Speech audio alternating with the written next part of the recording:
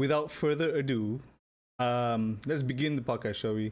All right, CuriousCast episode 5. Today we have QUIKZ from Singapore. He's a fellow friend and content creator, as well as anything related to gaming. All right, so let's get it, man. Let's go straight in.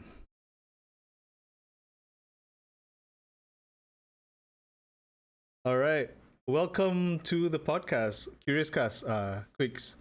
Nice to finally meet you. Wait, what? I met you just now already. Hi. What's up? Hi What's everyone. up? Thank you for having me, Mizu. Hey, no worries, man. Thank you for coming on, bro. Nice to know that I mean, like in a sense of the CuriousCast, yeah, that you did some homework saying that this is not my first ever podcast. You know, like okay, so the pressure not so on. Like I feel more calm right now.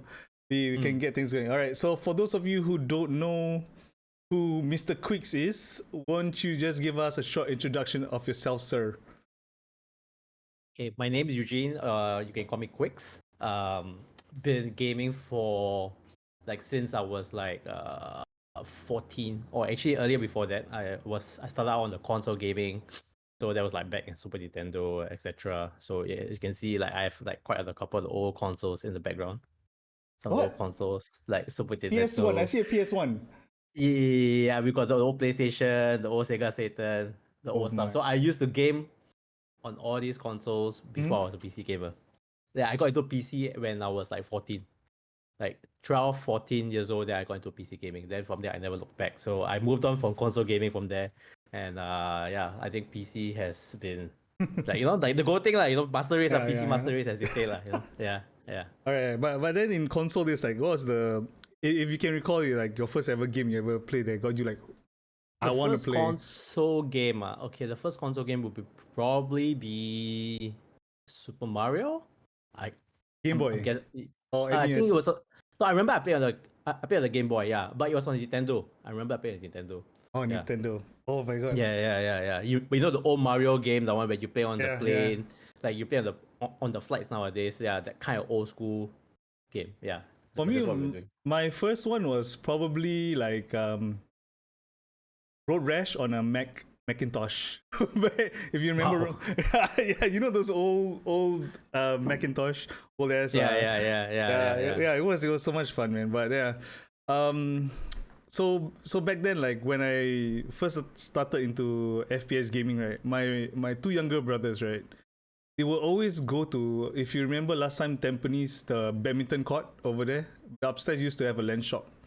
So they used to go there to play CS 1.1 or 1.2, I can't remember. And I just decided, no, I don't want to kill people online, blah, blah, blah. So they decided every time there's an opportunity, they want to play, and I didn't jump on the bandwagon then,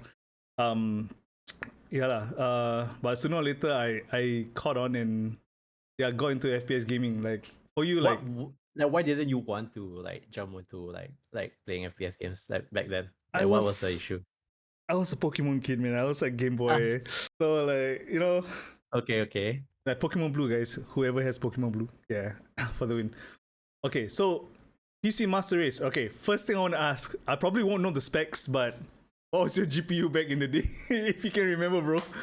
I remember getting my first PC was when my dad told me that if something about doing well for my exams, then after that he will get me this PC. And back then it was the Compact Presario. I don't know whether you remember that Compact Presario Pentium 3. Pentium 3, yes, I remember Pentium 3. Yeah. So that was the shit back then, When you hear Pentium something, you're like, whoa, that's fast already, Yeah. The fact that generation nowadays don't even know what Pentium is, man. They probably think it's some hair lotion or something. Yeah, you're saying, sorry? So that was I think the PC back in the day. Then after that, internet was another thing, Oh yeah. Dial up. Yeah. So dial up was back then. If you don't know what's dial up, kids, it's really about using the phone. You can hear the old connection just starting up, that kind of thing, and then it's just, oh my goodness. And it cost a lot of money back then, dude. Yeah, it was expensive. Yeah. And no one can call your house. Yeah, no one can call that line, that particular line. So if you have so back then, luckily we were fortunate, we had 2 or 3 lines. Yeah. So I was lucky that, but sometimes, you'll pick up the So when you pick up like the internet line and then you'll be hearing the buzzing, then you oh shit, I got to hang up right now, you know. Or Yeah, not yeah. because the internet with DC. Yeah. So that was the funny thing back then. LAN gaming. I mean, like, But my internet wasn't the best. It was still dial-up. It was 56K, right? So yeah. people already could afford like Magic's internet cable, you know, that kind of thing. What's And it was very Magic's? expensive. I only know ADSL, bro. Like, Okay, so Magic's was like something by I think by Pacific. I forgot which internet. Like I remember back then, it was like you basically had a low ping, as low as like five or nine. So internet like low FPS was already like back then already was like the thing already. Yeah, I didn't know that. it was. Yeah. Did you have Before that? like The Magic's thing? I Again? didn't. I wasn't like I couldn't convince my dad to upgrade to that because he was like, we getting like you know like why are we getting that, bro? You know. And now we have high speed internet everywhere across the island, right? For us to even to do It's this, normal. like last time you have to, if you want to do like podcasts, you have to be present in the same room, sitting down and having a chat about it, right? Yeah. All right. So, do you play any FPS games on console back then? FPS on console. I remember this third person game was called Siphon Filter. Siphon Filter Something 3. yeah, something similar to MGS, right? Yeah. Metal Solid was also my favorite. Oh Metal my Gear Solid God. was my favorite. Yeah, all these old school. So having to play shooting games on console, right, was so difficult, man. Like with the controls, everything, like you know, with the controller back then. Back then, controllers were not like what it is now. Yeah. It was so much harder, you know, last time. The controllers were weird, Yeah. right? They had like different positions. Especially the Dreamcast, if you remember, like how it was positioned and stuff, like Yeah. buttons. Yeah. I think I do have like No old ones. way, Yeah, okay, bro. No way. so like this one, old ones like Sega, as if So history like, right here, guys. This is history right here. this is like one of the old Sega. I honestly wouldn't know how to play with that, bro. Like, I'll just smash buttons, man. Honestly. Oh god, yeah, this is horrible, man. Oh my god. Oh, what's the oldest thing you have on in your display, bro? Okay. I mean, I got a lot of old cartridges. So you can see like all these old games. Wow, what Like is that? I don't know, man, some Japanese game. But I remember this one, the Ninja Turtles one. Oh, dude, they remade it on Steam recently, right? I remember a few years back. I don't know, yeah. Then they had games like where they had like everything all in one, you know, 4-in-1 kind of thing. Yeah. Alright, So QUIKZ, yeah, can I have a quick favor? yes. Can you please blow the cartridges? I meant This the is how you do. cartridges. That's how you do it, you know. You know, you got to like you got to blow it, man. You got to blow it and then you put it in and then you got to put it in and then you're like, oh, okay. Then you start up again. You're like, oh yes, it's working. Yeah. When it's not working, then you got to reset. Then you got to do it again. You know, but that's how you do it, man. Save files, memory cards as well. Remember on Yeah. Wait, you have memory cards too? No way. I somewhere I don't know where. Yeah, probably somewhere around your room.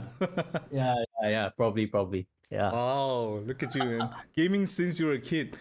I think I was gaming since I was a kid too, but my timeline and your timeline differs by a few years, I think. Yes. But we're all within the same generation, you know. So Yes. I think everyone would know roughly like what is it like to grow up with the with the dial-up and you know like with the console gaming and PC also back then was like if you are lucky to have one, I think you're already quite rich already. You know, like people are saying, wow, you know, like you really can afford already a PC already. And back then, honestly, I didn't like gaming at home. Gaming at home was like something that I didn't like because there wasn't much interaction. So instead, what I did was that I actually went out to play LAN. I actually went out to LAN shops. Yeah. So, first ever LAN shop. How First do you ever feel? LAN shop. First question before you say what it is. How did you feel when you first saw it? Okay, when I first saw it, right, I was like, oh my god, there's actually a LAN? Like, there are actually people out there who are playing on LAN? What is this thing? You know, like, you can actually go there and play against other people. You can play with friends. You can make friends there. So, I actually went to this LAN nearby around my neighborhood. Back then, it was called Java Tech. It was located at Serene Center. So, for those who live in Bukit Timah back then, you will know this old place. But this old place called Serene Center is still there. But the shop itself is no longer there. Everything has changed a lot. So there used to be a comic mart there over there as well. So the comic mart would be like next to it, and then there would be like a LAN shop next to it as well. So the LAN shop was a very cozy one, a very cozy LAN shop, like about 12 PCs at best, 12 PCs. So secret lab chairs or what chairs were you guys? No secret LAN chairs nonsense, bro. It's like it's all the like back then we were already okay, so we were already lucky to have like already I would say leather chairs, like good comfortable chairs at least, gaming, like not plastic chairs, okay. So luckily I Speaking of wasn't. plastic chairs, bro. Oh, bro, I'm not like not all the way back, man. Not all the way back to plastic chairs, man. But still okay, like it was still good to play on those like leather chairs, like nothing too fancy or anything, but it was just comfortable. Something small for the for the shop itself. So that's where I grew up. Like I started playing my I started playing Half Life. Actually, no, I didn't start Half Life there. Actually, my first LAN was there. Sorry, that was like my first LAN in my neighborhood. Before that, I actually played in a place at okay, so there's this country club that my dad always brought me to. Okay, this country club, I don't know whether if you guys know, it's called American Club. No. The American Club is No. located in Orchard. It's located in Orchard. Okay, so Is it it's for still American there? people. It's still there. American Club has been there for like the ages. Okay, so my dad had membership there, and then after I found out there was it was a computer room. A computer room. You mean okay? IT So lab room like in primary school? So I went there. I was like, "What? What's so curious about this?" Then I saw people playing games. I was like, "What? Why are they playing, man?" And then they were like playing. They were playing Quake. I wasn't and even Team etc. Fortress. Wow, quick, man. No, it was Quake. It was like Unreal? like the Unreal, not yet. Yeah, Oh. it was like really the old like the old deathmatch games. Yeah. So after that, I played. Like I played from there. I started Half Life from there. Half Life 1, the first Half Life. Yeah. And this was back in 1998. Quake 3. But 98, 99, I remember. Yeah, 98, 99. Oh, QUIKZ is in chat. Yeah. QUIKZ said hi, by the way. Hey, what's up, Ice? Yeah, I call him QUIKZ. QUIKZ. Q, I don't know, QUIKZ. Ice, hi. From now I'm gonna call you Ice. Thanks to QUIKZ, okay? Yeah, I always call him Ice. Yeah. Even in tournaments also you call him Ice. Yeah. Abang Ice. Abang Ice. Yeah. But every time I always look at Ice, right? Now that when I look at you, right? You and him really look the same. Like, No, really so bro, similar. hell really look no. so similar. Really look so similar. Really, I can see the similarities, man. I was like, Oh my god. you guys are cousins? No way, right? They're like, oh. Yeah.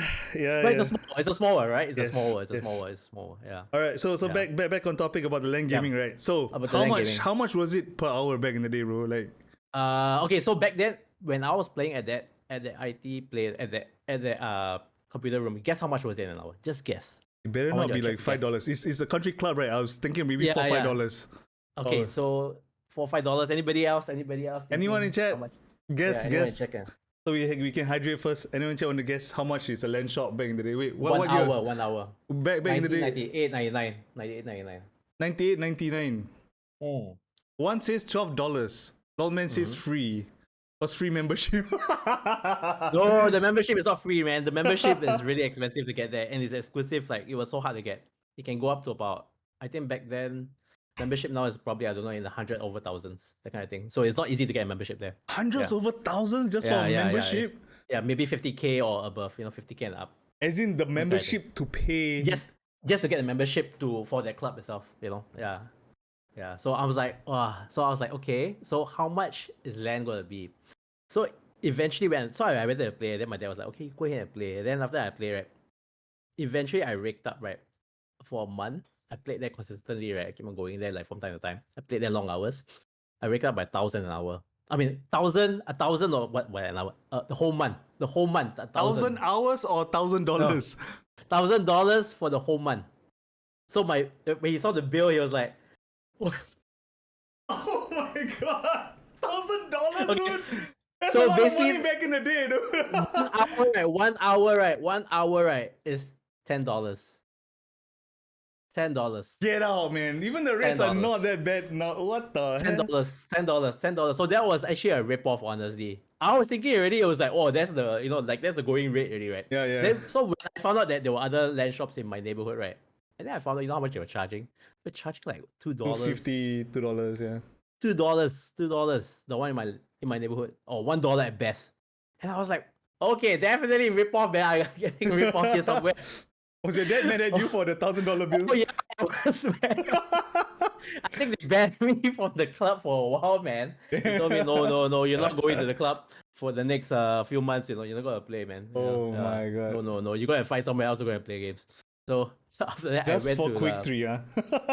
No, I mean other games. There were a lot of games that we were playing. We were playing Quake 3 Half Life. We were playing CS also.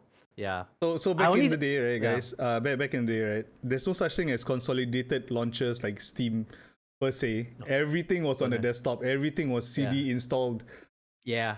Yeah. and Right. yeah, and it's per game. You know, there was no consolidated platform where you guys have like Steam or Epic Game Store or EA and stuff like that. So it was like Yeah. basically candy on the desktop. You know, whatever you want to play, you just click and play. Yeah. So as you Yeah, can see, like all my games, right? Like you see, like I have one whole section here. All yeah. these are the boxes, the Hey, games. I still have those somewhere in my house as Like, well. like, like, like you can see, like it's like Hey, you were thing. Call Like, I of used to Duty play Call of player as well? Duty. Oh my god. Yeah, I was Call of Duty. I played Call of Duty. I played Battlefield, the first game Battlefield. Everything. Yeah, this is where it all started, man. This is where it all started, man. This is where it all started. This is where it all started. We will go into the story later. Okay, Yeah. okay. Yeah, but for Yeah. me, my first ever, like, because I used to live in the Middle East back in the day, right? So, I mean, Counter Strike was fun and all that. Right? I went LAN gaming over there. The going rate was about $10 over there as well per hour. Because the Middle East is quite expensive. Then then Modern Warfare, Call of Duty 4 came out. Then I was like, so this is what modern gaming is. It's very different compared because it's like it's arcade shooter compared to tactical shooter. And I kept dying and I kept dying and I kept dying. And then it got competitive, the competitive spirit just comes out. You just wanna like wreck people to the point where a bunch of Arab kids actually wanted to find my username back then was Wolf lah. Wolf it was Wolf underscore demon. Okay, just bear with the shit, okay? Just bear with the shit. It was a horrible name back then. But they was like, who's this Wolf demon? Come on out and beat you out. I was like, what, you top fragging? I was like, oh my god, you know what? I was like a 12-year-old kid. I just freaking bolted out of there, man. Like, I mean, Actually, it is true though. Like based on what you're saying, right? The people, they do actually call out people on land. Like back then, they will actually find people. They'll go around. They'll like, hey, who the fuck is this guy? drama, bro. Especially if you're being toxic, man. If you're being toxic in game, I tell you, they will go and find you. And when they find you, they will beat the shit out of you. Literally, they'll bring you to the washroom. They're just like, oh, hum tam, like that kind of shit, man. Really, no joke one. So speaking of usernames, right? I'm pretty sure QUIKZ is not your first ever username, right? So you want to know how my nickname came about? Okay, so when I first started gaming, right, I remember playing this PC game at the club back then, right? It was Jedi Knights. Star Wars Jedi Knights. Oh, Alcas. The old Jedi Knight, like JK2 or something, I forgot that. Okay, but back then there was no mouse. You don't use the mouse. Keyboard. You use the keyboard to play. You use the keyboard to play. So I was like, you know how we aim? I use like my arrow keys. I use arrow keys to play. Page up, and page I down. use the page up to aim. Yeah. That is what I did last time. I was like, oh my god, how is this game? But then it was fun. It was playing multiplayer. Then because we were using the lightsabers, everything, so it's just normal, that kind of thing. Then after that, from there I transited over to Half-Life. Then after that, I realized that, okay, I think back then after when I played at this shop, the one in my neighborhood, I realized that you could actually configure the keys to WASD. I didn't know that though. I was using arrow keys. I want to know who created WASD controls, man. I actually came across someone's keys, So when I was like, I got to someone's PC, right? I was using it. Then I was like, but why are the keys on WASD? Why is it not on? Because I was using arrow key, and my jump back then was right click mouse, space bar. So shift was to, I think, run or something. Then control duck. Then I think jump, right click. So everything was all on the right side. If you notice, if you look at your keyboard and mouse, right, everything is all on the right side. Nothing on the left. So it was so weird to play, right? Like imagine my hands like that. I'll just crumple into one zone. Yeah. Then after that, when I realized WASD was a thing, then I was like, oh shit, WASD is so comfortable. And then the journey begins. Yeah. So after that, from there, I think we just started like the nickname. So when I got this PC, there was this, so I was fragging out with this person's but this random nickname. It was called QUIKZilver. Okay. QUIKZilver. It was QUIKZilver. So I was like, wow, then people are like, who is this QUIKZilver? Who is this guy? Just like your story, like people asking, who is this QUIKZilver fragging out and everything? Yeah. Like this guy is, wow, it's so irritating, Then I was like, oh yeah, QUIKZilver is good. I think like Is that you? But then I realized, yeah, it was me. So I realized that the nickname was too long. Yeah. And this was somebody's nickname, So I was like, wow, but this nickname is too long. So I decided, okay, why not we change nickname? So I changed it to, back then we had back then there was this lead language L1337. Yes. So we put like I put QU 1K 5 LV3R. You use the I as the one above the enter enter key, right? Is that the Yeah, shift? the exclamation. I use the one exclamation line. mark. Yeah, the one line, the straight line. The Yeah, one line. yeah. Yeah. I use that for my QUI, the one Yeah, IKZ. yeah, Yeah. So after that, I used that. Then after that, I realized that wow, because back then lead was like a thing. Lead language was a thing, and then everyone had numbers. Definitely, you had numbers in your nicknames. Oh yeah, I had numbers too. Once upon a time, My for demon, sure, my for sure. 3 was a yeah. You had numbers, or under that you had XX in your nickname somehow. You know that kind of thing. XXX something. Yeah. You know, yeah. It was kind of cool, right? So everyone was like, "Oh, Hey, like." it's still cool, okay? Don't. No, it's not. It's not cool anymore, guys. Just out of fashion. Out of fashion, guys. Out of fashion. Yeah. So after that, I realized that it was too long. Then the numbers were like, just cutting it. So I decided to cut away the silver. Mm. And then I realized that QUIKZ, QU, the long one, the long L, K, then the Z was just nice. It was just perfect. So I was like, wow, this is such a nice nickname. It's short, sweet, easy for people to say also. So from then on, I just started. I think I stuck with it since I was 14 until now. Wow, dude! Yeah. I went through at least 3 iterations. You just went straight in, bro. Like just one straight in. You are born to game, my friend. Just that one nickname, Yeah, I just introduce myself like wherever I go. I just call me QUIKZ, that kind of thing. And then people are like, QUIKZ. Yeah, I didn't realize there was a brand called QUIKZilver back then. QUIKZilver, yes. I didn't even know there was like a surfing brand kind of thing. I'm like, hey, then people are telling me, that QUIKZilver, there's no C in it. I was like, oh, so it's QUIKZ. Oh, okay. But that's how we do it, that we change it from there. Our generation probably in Singapore will probably know you very well already. You're quite well known, honestly. No, I'm not. Yeah, boy. We get into the story later on. Yeah. So, do you play Counter-Strike back then? Which version do you start with? The first one, the very first, beta one. I started way from the beta. Yeah, beta one. Yeah. Oh my god. Yeah. When we started CS, right, dude, we came across it as a mod in Half-Life, right? Yeah, it's a mod. And we didn't realize how to play the game. Nobody knew how to play CS. Everyone just jumped into CS mansion, okay? Spawn out there, go around, then we were killing each other, then the hostages and all everything. The hostages were all like the G-Man, the guys from Half-Life, and then you have to bring them back to the spawn. And we were thinking, why is the game not restarting? Because, you're dead, and then all I see was a black screen. Like you see a black screen when you're dead, right? Yeah. Then you're thinking, like, how's the game going to start? Are we done or what? Then from there, maybe you have to retry, you have to reconnect. So we reconnected. Ayo! And then we did it several times. And then there was one particular round where it ended all so fast. The round ended so fast. Then the round restarted by itself. Then we're like, hey, we don't have to reconnect, bro. Just play already. It's several rounds. Oh my god, we feel so stupid, we feel so stupid reconnecting, Like that was the first time we all played CS. Like me and my friends, I remember playing it at this LAN shop over in Beauty World. Like over in Beauty World, Beauty World. Wait, Beauty World was a thing even back then? I thought it was like a new MRT station or something. No, it's not my area. Beauty World. Okay, so Beauty World is on Blue Line, right? And it's been around there for the ages already. Like maybe my parents' time or even before that already. Yeah. Wow, very old shopping mall. man. Yeah, very old shopping mall. Yeah. I think I've been there for a wedding once. It looked quite rundown. Very rundown, old school, like bringing back to the 80s, 90s kind of thing. But the food there is excellent. The food court. Yeah. Of course, I've been there before. Beauty World Basement 1 got McDonald's. Huh? Really? Not the basement one. More of like the one outside.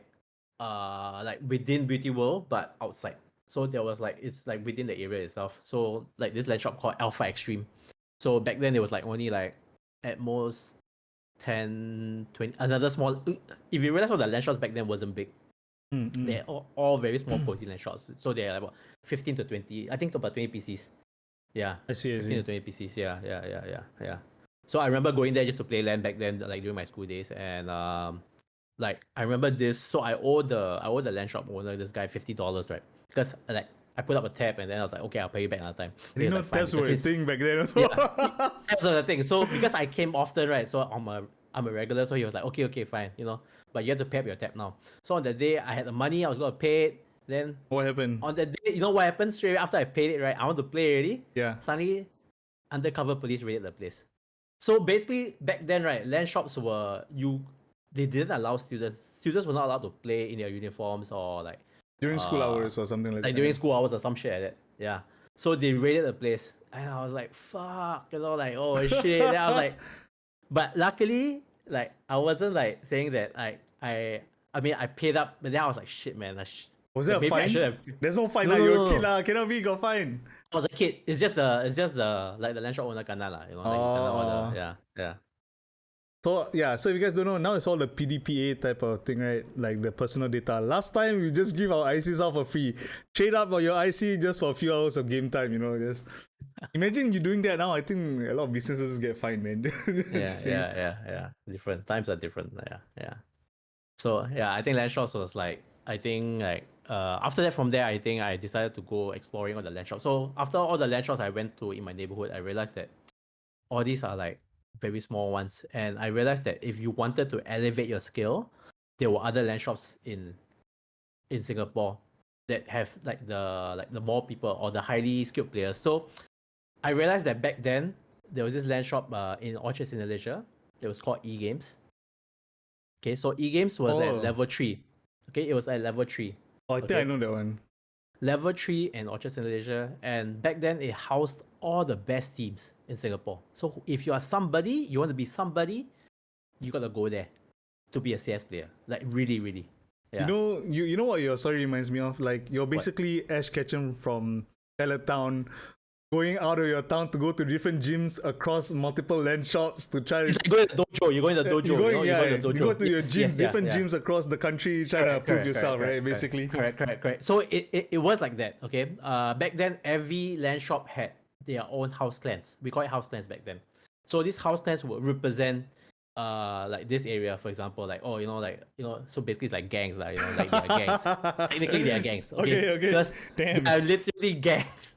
Some of these guys are really Abangs, like Abang. I mean, for those who don't know who is Abang means like those like small time gangsters, the kind of thing. And they are literally, some of them are gaming, and these guys set up, like their teams just to play, and then they play CS. So a lot of these people, when I went to E-Games, I was blown away because the place was so huge. It was like I think they had about 60 over PCs. Okay, so my question, right, bro? Like when you actually entered to play a game, right? Do you feel like when you went to play against them, do you feel like your skill gap versus them, or like WTF? It was really out of the park. You can really tell, like, me coming from a small time land shop, right? And then you going up to face against the big leagues, right? You're like, oh shit, but this is where the good players are, Like you can really tell. Because I remember when the small land shop that I was in at like the one service center, right? They actually hosted a small Half-Life tournament. I see. And they invited all the best pro players in the country to come down and play. So when they came out and play, pro players back in the day already? Pro players. So there were people before me. There were already people before me. No way, okay? Bro. So these people before me were the true pioneers, okay? And back then I was a kid and I was looking up to these guys. And I remember this clan called CR. Okay, they were called Colony Raiders. Colony Raiders, they were like what a name. They were actually a StarCraft team. A StarCraft 2 team.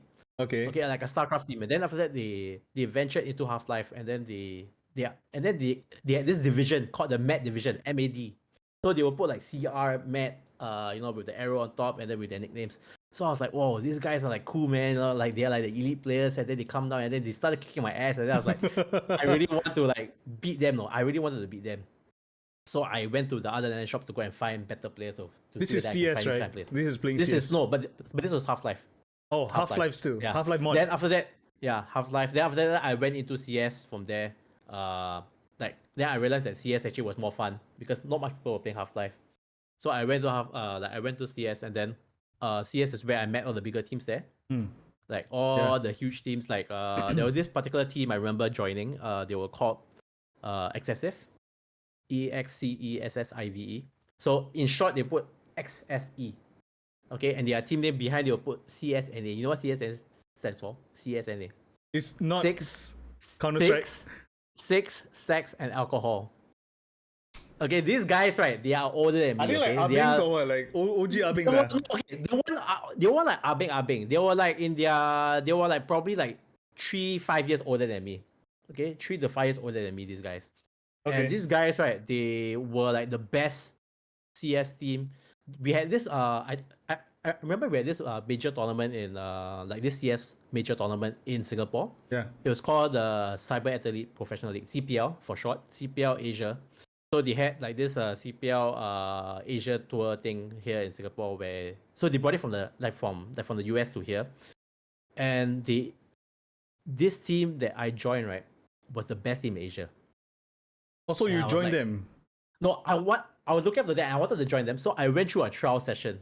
I actually had to like go through a This is trial. CS trial session. What This was it like? CS trial. Yeah, Was okay, it so was the it CS pressure level like on a scale of 1 to pressure 100? level was crazy, man. I tell you, I remember going for a meeting once with them, right? Okay. Like they were all adults, you know, like they were like these guys And were you're like still just a 18, teenager, right? 18, okay, they were like 18 to 20 up. Okay, these guys were old, okay? And then I was like the kid going there, and I was the shortest. Back then I was really short. I was like what? I was like 1.5 at best, or 1.60 or something Yeah. like that. And then after that, they were like, "Hey, who's this kid coming along, man? Like he's not supposed to come for the meeting. Why is he here?" And I was like, "Oh shit! Like, I feel out of place, man. I know Like, the feeling, man. out of place, man. Like, oh shit, I'm being called out by these guys." And then I was like, okay. So after that, but like I think one of my friends stood up for me and he was like, "Hey, you know, I invited him here. I think he should stay. You know, blah blah blah." So he looked up for me, and this guy was a very good friend of mine. His name is called Mark. His nickname is called Tequila High. So he's a French Indonesian guy. I see. So he was a pretty big size fella, even though he's like same age as me, but he was like an international student, right? But he was he was huge. He was fat, bro. I mean, good food, man. Yeah. So after that, what he did was that he looked up on me, and he and I become buddies lah. So from then on, we trout through the teams. Like I remember me and him joined like about 10 teams in total in Singapore. We were like team hopping everywhere. Because team hopping back then was something that you wanted to find a team that could fit what you all needed, like because we wanted to be the best, right? So we were constantly like progressing, like joining teams and all. Yeah. And back then, I think to join Excessive was like a big honor for me already, because I was like the second team back then. So after when I made, and the trials were not easy. The trials were like, as you were asking about the trials, they had like 60 over people, 30 to 60 people joining, like on land. Can you imagine 30, 60 people just? Oh, is it free for all or what? Like how does it work? They had some kind of system where they put you to teams and then they see how you perform, they see how you play. So I remember like playing with all these people, and I remember playing with this with this guy. I remember his nickname. His nickname was called Bad Boy. Wow, so original. Okay, maybe he's the original. Anyway, this guy is an Abeng. Okay, he's a true Abeng. Okay, but I remember playing with him, and this guy was fragging out with the Orb, man. Because back then, this guy, he was the clan leader of another team actually. Okay, his clan was called Orb, AWP. I was like, AWP, there's no originality, okay, but whatever. But then he had 4 teams, dude. 4 teams. Okay. And he himself was like the best among all of them. And he was literally really got like I was like, wow, I never see the guy who used to Orb like that. He was so fast. So from then on, I became teammates with him, and then we climbed the ladder, everything. We went through the trials, everything. I think it took us like 2 weeks or so, and then we managed to get in. Yeah, I was like, whoa, now we're in already, we are excessive already. I can really put on the tag. Especially if you put on the tag in the game, and then you're like, it's an honor, yeah, man. Like, you're recognized. It's an honor. You're recognized. People are like, oh shit, you're from excessive, And like, if someone's not from excessive or that clan and you put it in and you happen to go there, that would be big problem really, bro. That will be big drama, bro. You cannot pose as any of the members. Yes, because they will not. They know. It was a small group, right? You will know, yeah. Because every team, they have their own members, right? So you cannot be like, oh, like I'm pretending I'm an imposter, the kind. They will beat the shit out of you, man, for sure. One.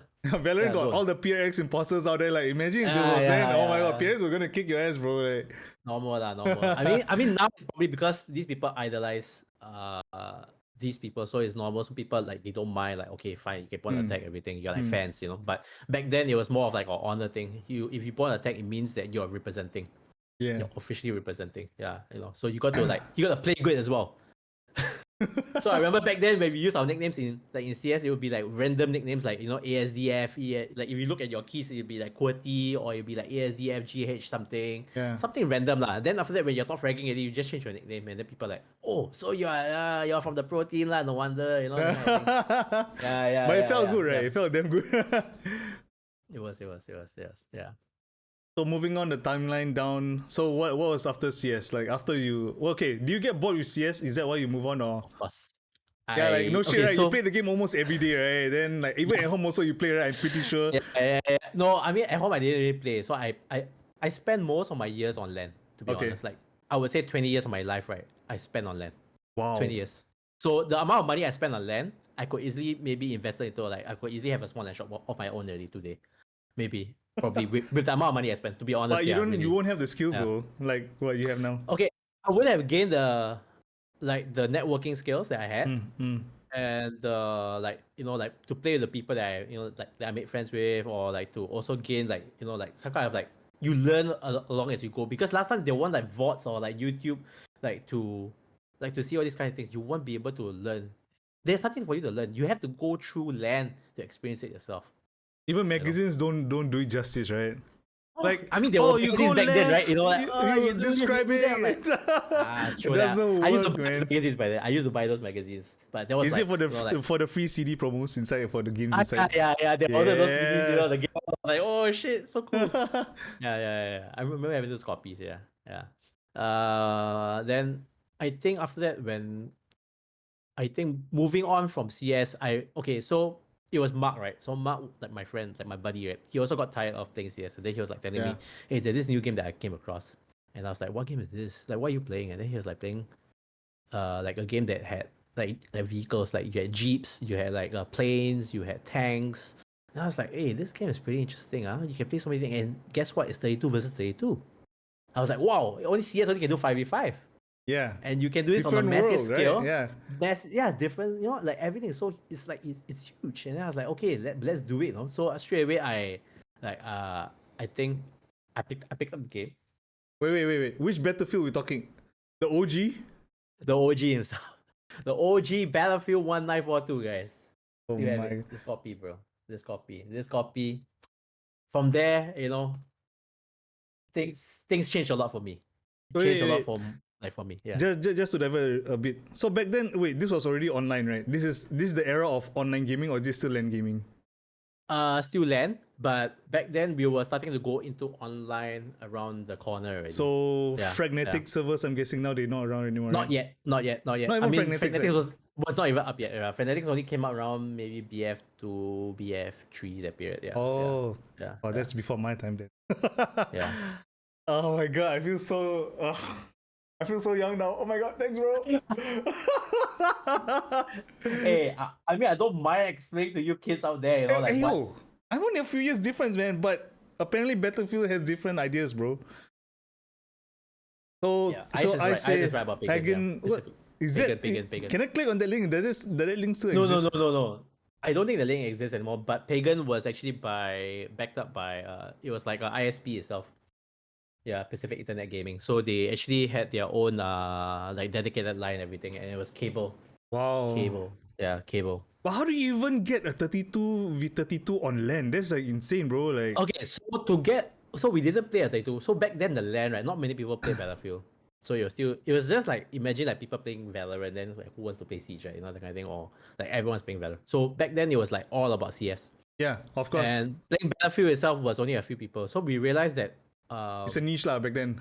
It's a niche. It's a small niche. Then we were playing against bots. Okay. The bots itself were not easy. Okay, the bots itself were not easy. It's imagine 8 of us, or maybe 5 of us versus 32 bots, and that is how we practice. We practice 5 of us versus 32 bots. We will push up the hill just to capture flags, so Battlefield itself, the game is about capturing flags. You have to capture flag by flag. Yeah. It was not easy for back in the game, for 942. It's everything is just really pure gun skill. So luckily we played a lot of CS, so it was easy to get into it.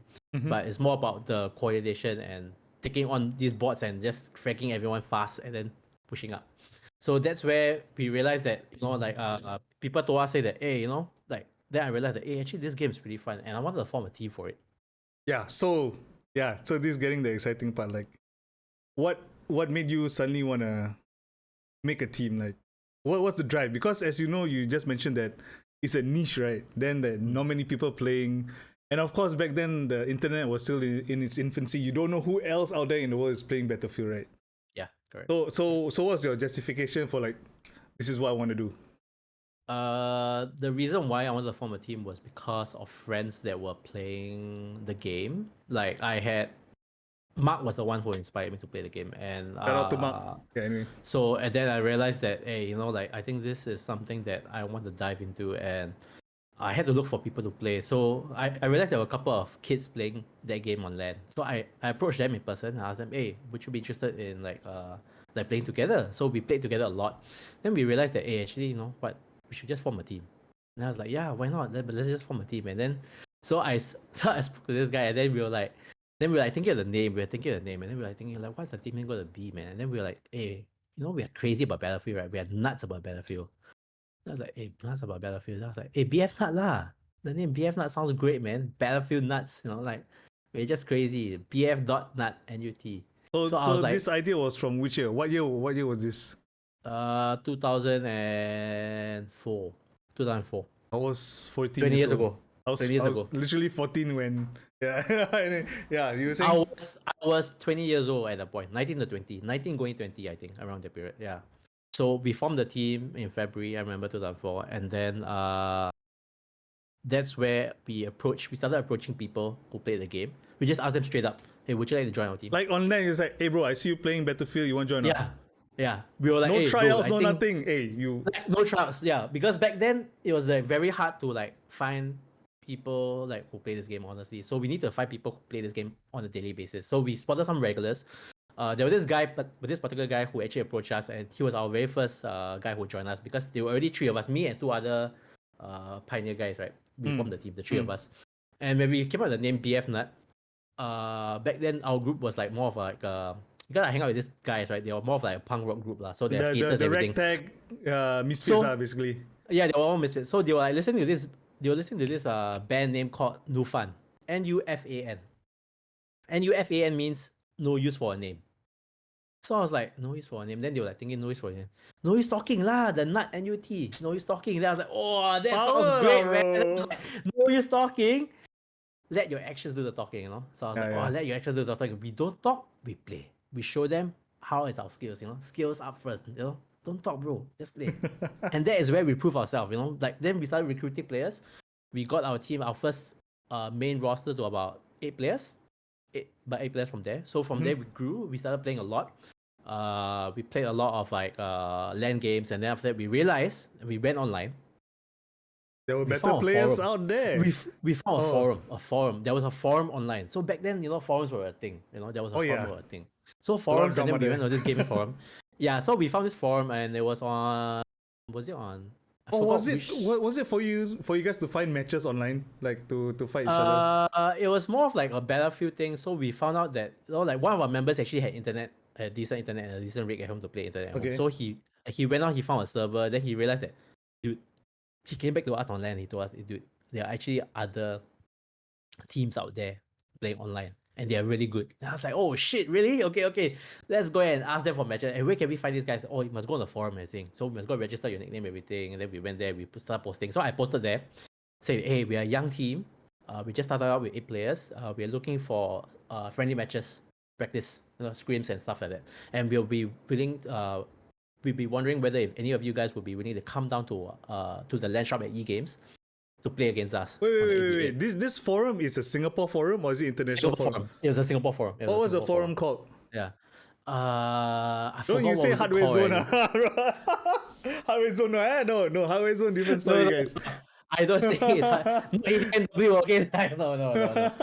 Yeah, but it's not that. It was I think it was probably I think I was like, yeah, I remember like back then it was Pagan, Cabal, everything, but it wasn't like for Battlefield itself, it was a different forum, I remember. Or maybe Pagan, I don't know, I forgot. But all I remember was that when I posted there, right? So after that, some teams began to respond back. Some teams were very nice, they were very inviting. There was this particular team that said, okay, sure, we'll accept that first challenge for you guys.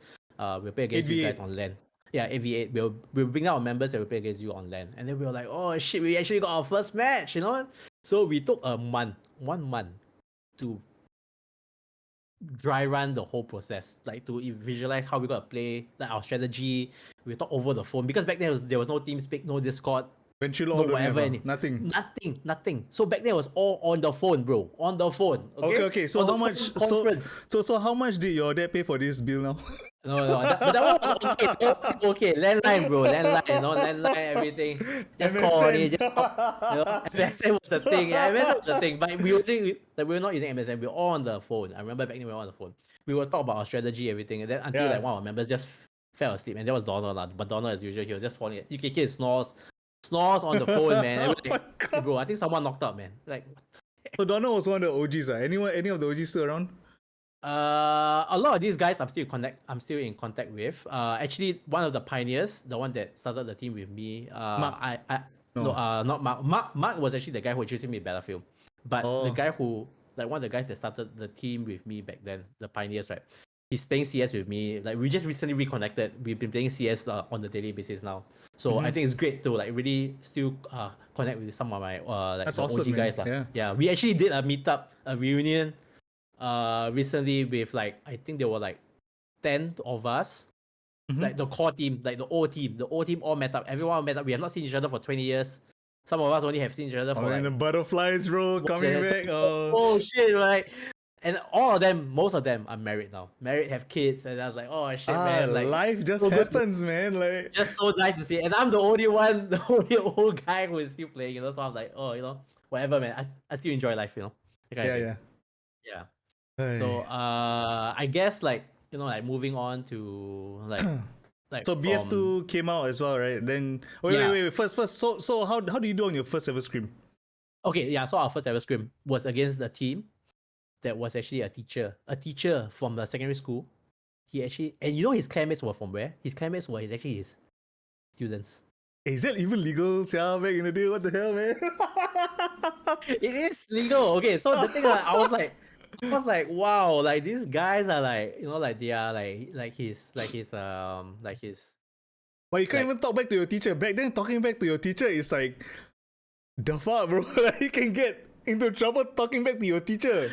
Yeah, so I can imagine like, you know, like, hey, see you in detention after school. And after the detention, then we start playing game. IT lab, let's go. I can imagine, but this teacher was so cool. Like he was so steady. He was like, okay, you know, like I'll bring my students down and then we have a match against you guys. So we had our first match against them. So basically they picked two maps. We picked two maps, and one game is about give and take about half an hour to about 40 minutes, maybe around there, depending on how fast you play, lah. You know, the tickets, because both teams will have like their same set of tickets. So let's say you have 250 tickets, I have 250 tickets. We have like 5 flags or something, or 5 or 6 flags, and we either have to capture all the flags or wipe out all until your 250 tickets go down to 0. Yes. That is how Battlefield is meant to be played. Yeah. Yeah. So if you guys don't know, the context of Battlefield is either you capture a point or you kill enemies until their points diminish. 1 kill equals 1 point, basically. Yeah, correct. Then when you capture a flag, the flag also cuts down the flag points as well. I mean, like the ticket points as well. So win or lose, first game, first scrim. Steamrolled, bro. We steamrolled our first game, and I was like, oh shit, that 1 month of getting just ready for that. Fruits of like your labor, lah, bro. Yeah, but then I was like thinking, 1 month cannot, lah, bro. We cannot take 1 month to prepare, so we need to be faster. You know, we need to like move fast with this. Yeah. So we realized that from then on, we started approaching for other teams, and then other teams also accepted our challenge. I remember there was this one team, this very old team. They were called DOM. The team name was called DOM, and it means dirty old man. So these guys were like, I swear to God, man, I swear. Names back in the day, bro. Names back in the day, nicknames and clans back in the day. Okay, there were some cool names. But some names were just dirty old man, like Dom, like domination. Yeah, correct. Oh my God. Dom. Okay, now I know why they call themselves Dom. So maybe Dom was like they want to call themselves domination, but then they realized that dirty old man sounds better, you know. So, Okay. Anyway. And a lot of them were okay. So a lot of these guys, there was even a clan called SAF, bro. SAF. I was like, what is this? Singapore Armed Forces? No, then you. But you know what's it called? Special Assault Force. I was like, okay, Special Assault Force. You know, it sounds so primary school, right? And I was like, oh god, like, bro, can you come up with better names? You were not very creative, back in the day, QUIKZ. But definitely not. All right. So you steamrolled the first game. Okay, so then my question about this screaming that you've been doing, right, in 1942, the first Battlefield, was that Have you ever lost? We only so there was one particular game that we played against this team called DF, Dark Forces. I remember they came down, and they had the best pilot in the world. I'm talking about best pilot in the world. His ranking was #1 in the whole world. This Damn. guy, local player, #1 in the whole world. And I was like, holy shit, this guy. How old is he? 15 years old. I was like, okay, shit, man. You were there in CS and Half-Life back in the day also, what? 14, 15? So when we play against this kid, right? Okay, and his team, right?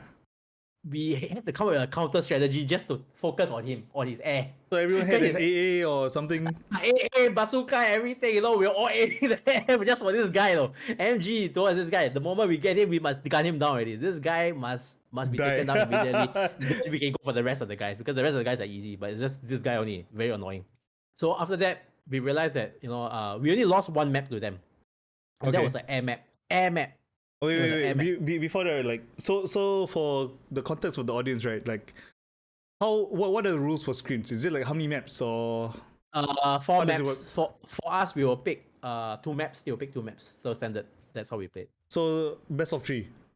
No, it was more of like until we complete all the 4 maps. We'll play all 4 maps out. You know how freaking tiring that is? Yeah, 4 maps. One map is already almost 40 minutes, right? Yes, so yes. we're talking about roughly about 2 hours. So I was like, shit, man, 2 hours plus. I was like, oh my, I'm getting. So after 2 maps, we'll take a rest. After 2 maps, then we'll take a rest. So then we'll take maybe 15 minutes break, and then we'll come back and then we'll play again. So it was more of like a boot camp kind of thing, like but just to push, and it was fun. So no, I mean, I realized that genuinely losing a game, like losing to a better team. Any of those? Okay, so when we lost that one map, we already know that we were going to lose the map because they had the best air guy already. We know that we were definitely going to lose. You hire him after the whole thing finished? Oh, for sure, bro. I freaking pushed him, man. I pushed him. I went up to him and I asked him, "Hey, would you be interested in joining us? We are the best. We are the best infantry players already, man. You already have the best infantry players here already, okay? And best armor players also." Oh my Thing. God. Okay, but we were like a Zerg team. Okay, so basically we like to rush. We are very aggressive. So immediately when I realized that our air was lacking, I was like, oh, this guy has to be poached, man. I have to ask him. So I asked him, and then he was like, yeah, sure, I don't mind. But the things that I'm in a team, I'm holding dual citizenship in 2 teams. I was like, how are you holding dual citizenship in 2 teams? And he was like, yeah, actually, I'm using another nickname for another team. I was like, huh? Oh, this guy's Smurf for what? Bro, I was like, why are you smurfing? OG Smurf, guys. He was smurfing for the team. He was literally using a different account to play for the other team. But one thing, when you're using a different nickname, right, people could tell by your playstyle.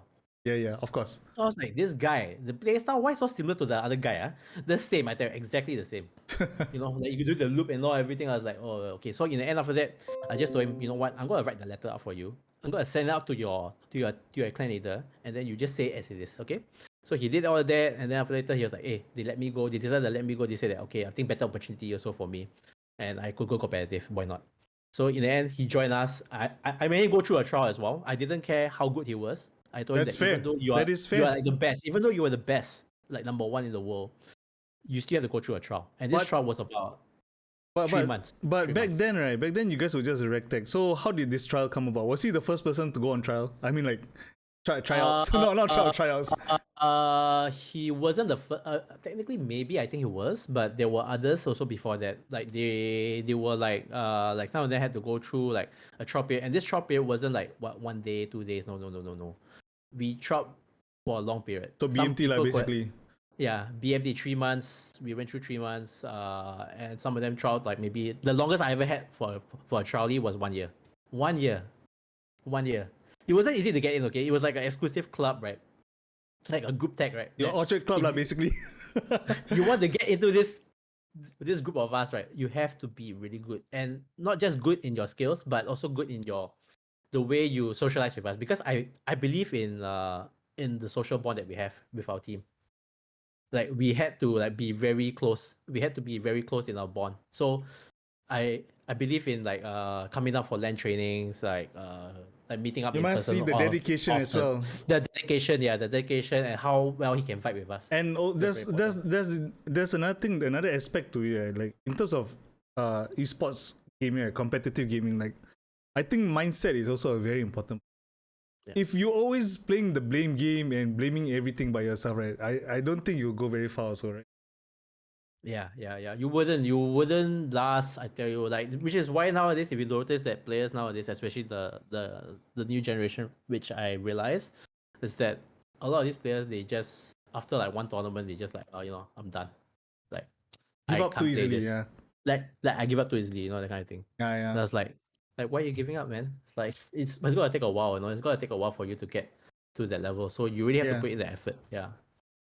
Ah, So that's what we interesting. did. We really stress a lot on on all this fundamental stuff. We make sure that your fundamentals were strong so that when you go in game, we go work on the rest. Because in game stuff is always something that you can improve on. Right. But on the outside you just need to have it. You just need to naturally have it.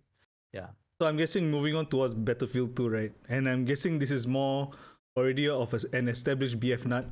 So I'm guessing you probably need a base We of had two teams. operations. Yeah. A base of operations. And any chance you still remember the place that you guys used to land all the time, like this one particular Okay, it place? was still at E Games, but after that we moved. We were like a nomad group, right? So we Yeah. move around. We move around from land to land. So we were stuck at E Games for the longest. After E Games, they closed down Cineleisure. They moved to Netspills. Netspills is basically it's located at where Park Lane is. Park Lane Parlin. opposite. There's this Oh, street Parlin with the alcohol McDonald's at pubs. the bottom. Oh man. Okay, but not that one. But the one opposite, there was this. Now today there are pubs there. So those pubs last time they used to be land shops The there. shop houses, is it the one with all the Yeah. Mind But I forgot Cafe? what. Is it over there? Yeah, the one next to it. Oh I yes, yes, forgot what yes. it called already. So after that we moved there, and then after that later we moved to Park Lane. Then we moved to like we went to I remember we went to Peninsula Plaza as well. And there was a BF two times already. We went to Funan. I remember. Okay, so this is where I went to Funan. We went to Funan, and that's where I met your cousin Ice for the Oh, first time. wait. Okay, so for those of you who haven't born yet, right? Funan Center is not the Funan Lifestyle Digital Center now. Okay, last time was a hardcore PC enthusiast place on besides Simlim. That was the second place that you go to besides Simlim, yeah, basically. And you get all the mostly you go for mobile gadgets over there compared to like laptops and stuff. You don't usually go Simlim for. Simlim was more for desktop. Funan was more for laptops and accessories back in the day. Challenger was like probably one of the biggest ones on the top floor, if I remember correctly, back in the day, right? Yeah, Yeah. yeah. So what was this shop called in Funan? The one that my cousin was at. I think it was called the Uh oh. TX experience, TX experience like this. It was like TX experience. I remember something like this. TX experience. So TX experience was like this very small cozy land again. It was like maybe about 20-ish, and I remember Ice was working there. I think he was working there. So you hired someone working there. No. So we were looking for a place, and then I think we asked like how much was this place charging, everything, and then I think we came down to a deal of like $1. Wait, you can make deals in Lansha? I didn't know that, bro. Like I thought it's just like a flat rate. We could work out a deal with them because we were a group. We were going down for training. I said that we were looking for a place to train, and that place apparently had the best internet. And their PCs that they were using back then were the shuttle PCs. You know the shuttle PCs, the like. Let me I Google don't it know real whether quick, if man. you Google shuttle PCs. They were like small compact PCs, guys. Shuttle PCs. You mean like an Intel NUC or what? Like they were like literally small, like casing, like even Hey, smaller than your anyone in average. chat, if you guys can just drop a quick Google link there, that'll be amazing. I think I should know lah. I mean, he Yeah. worked there, right? He should know the machines more than you, right? I think Ice worked there. I think Ice, because so there was this guy that worked with Ice as well. He was called Al Capone, I remember. And yeah, he looks like a small router. Yeah. So both of them were working there. So I remember they were always seeing us there, like, wow, like these guys are always coming out for their land trainings every week. Every week without fail, we'll be there. Like we will be there for like 5 to 6 hours, I think. Yeah. Yeah, we'll be there. And then we'll practice. And then from there after that, we decided that, like we should grow a second team. So I realized that like we were getting bigger and we needed to have another team to practice against, because we couldn't find another team to play against, and we prefer to play against Your people own that people. we know, our own people, and we decided that I think LAN was the best thing. So we grew another bunch of like players. But good and bad also, right? because you know the mannerisms, you know the play styles. The more you play with a team 2, right, the more you will know how they play, right? So yeah. They also know how good we are. So at first it was quite one-sided. To be honest, it was quite one-sided. They were like getting wrecked by us all the time, and then they were like, wow, But because of their mental, these players that we picked, the mental was strong. So they were like, like, hey, no way, like eventually sooner or later, these guys are gonna catch up. They gotta catch up with us. They gotta know how we play. So oh, you were a tank player, damn, bro. yeah. You are that guy, huh? Okay. Okay, so in Battlefield, they are like in the 8v8 setting, right? Okay. Yes. There are proper roles, okay? There are two armor players, okay, be it the tank or APC. Okay. There's a heady pilot together with his co-pilot as well. Right. Okay, so the co-pilot is the gunner, and the pilot is the one who's flying the heli itself. For a plane itself, not really depends. It really depends on the map, but usually most of the time it's heli. Then after that, you'll come down to the infantry squad. So the infantry squad is usually 5 players. So these 5 players have to be really strong. Wait. Question. Yeah. Last time per group, was it 4 or 5 players? 8. No, as in like per stack. Is it 4 per stack? Like, you have your group A, B, C, D, like, or was it not a thing in BF2 back in the day? You're talking about the squad wise, is it? Squad, Yeah, squad. Yeah, squad. Okay, in the squad is 5. Oh, last time 5. Yeah, okay. 5. Yeah, the squad. So the Sorry, squads you wrong could term. spawn. Yeah. So the squads you could spawn on these people. You could spawn on anybody. I think back then it was a squad leader, so you could spawn on him. So then I realized that but this is something that we could abuse that we could but you have to be very fast in spawning. So basically like whoever is still alive you can spawn on him. But I think it was the squad leader mainly lah. The squad leader had to stay alive at all times. So basically, what was the function to kill yourself available back in the day? To respawn fast. Yes, there is. So you can just escape and then you just kill. Yeah. Then you just die straight away. Yeah, KD was not a thing, chat, in Battlefield. No one cares about KD back then, okay? Yeah, but no one cares about KD. Yeah. Back then it was like we realized that there was a lot of mechanic draw to it. So like in a way that we could swap the squad leaders, like we could like imagine like if one person is there, like let's say the squad leader is dead. Okay. Yeah. And then we realized that someone is actually still alive in that area, right? Straight away we'll ask him, hey, can you just create a squad now? And then we'll join the squad and respawn on him straight away. So that's how we abuse that mechanic. We realized that it's actually like you could just keep spawning on people who are still alive. But you have to be very fast in this. You have to press escape. You have to do this. You have to do everything step by step and do it very fast within seconds. Yeah. I see. So what did Ice play back then? Like, what was his role? I think Team Ice. 2. Okay, Ice was the commander. I remember we had a commander. So Ice was the commander. He was the guy overviewing everything, and he had to make sure. I never played BF2 lah. So is it the same like the BF4 commander mode, or is it very different? I commando mode. The commando mode last time was fun. Okay, the commando mode back in BF2 was you had to use the artillery. So you can use artillery, you can use scanners, you can use UAV scanners, you can call. But you were an actual troop on the ground playing as well. Yeah, but he's actually an extra troop. So what we do, right, we call him the security guard lah, bro. You just guard base lah. You just stay in the base, stay in the spawn, and then you just jaga lah. You just jaga everything. So you can still die lah, bro. You can still die. People can RT you, specifically the enemy commander can just aeroplane. Oh, 8v8 don't have planes right now. Never mind. Yeah. So basically, he's our fallback, like our last man, our last resort. He's like the one way back at the starting point. All of us are in front, right? He's the one shouting on land, saying, "Go there, go there, go here, go there," everything, and that's what he's doing, that kind of thing. That's his job. His job is to basically to shout out commands. Shout out commands on which flag is the weakest, and who doesn't have much people there. We can go for this flag. How can we flag? So he was your basically master minimap lah, master map lah basically. He was the IGL. Damn, IGL, bro, crazy man. Yeah. But also the guys on the field, like pushing at the time, we have to make our decisions quick also on the spot itself. Like whether do we want to flag this, or do we want to give up this flag? Do we want to change this and stuff like that? Yeah. In-game leader, bro. In-game leader, bro. Basically, your term is commander. Yes. It's called in-game leader, bro. Wait, are you joking? Or are you for real? Like, I don't know anymore, man. Sometimes. I know trolling sometimes.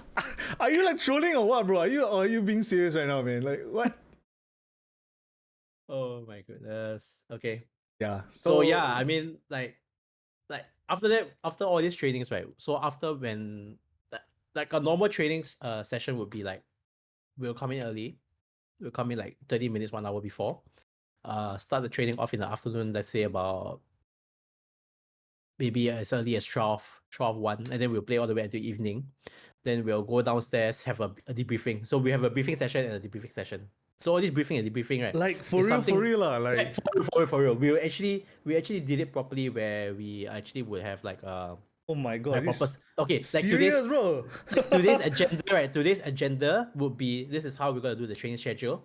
How we gonna train today. This is what we're gonna focus on, objectives, blah blah blah. And then after that, from there, and I took the training very serious. So for those who were part of my team back then, or used to play back in my like in the team, right, would know how disciplined I was. I was quite disciplined. Like I was a disciplined guy back then. You can ask. So I was so any strict. resentments of QUIKZ say There now was a or lot forever? a lot of people have resentment against me, for sure. Hold your peace, you know. Yeah. Okay, so back then, like because when I started the team, right, I just came out of NS. So NS shaped me a lot, in terms of mentality, everything. Like I wanted to be really strict, and at the same time, because I felt that back then, coming from CS, I felt that CS teams and players were very lazy. They were just very lazy. They can't be bothered, and then they were just like and it was a unorganized. tactical game, right? Back then. Yeah.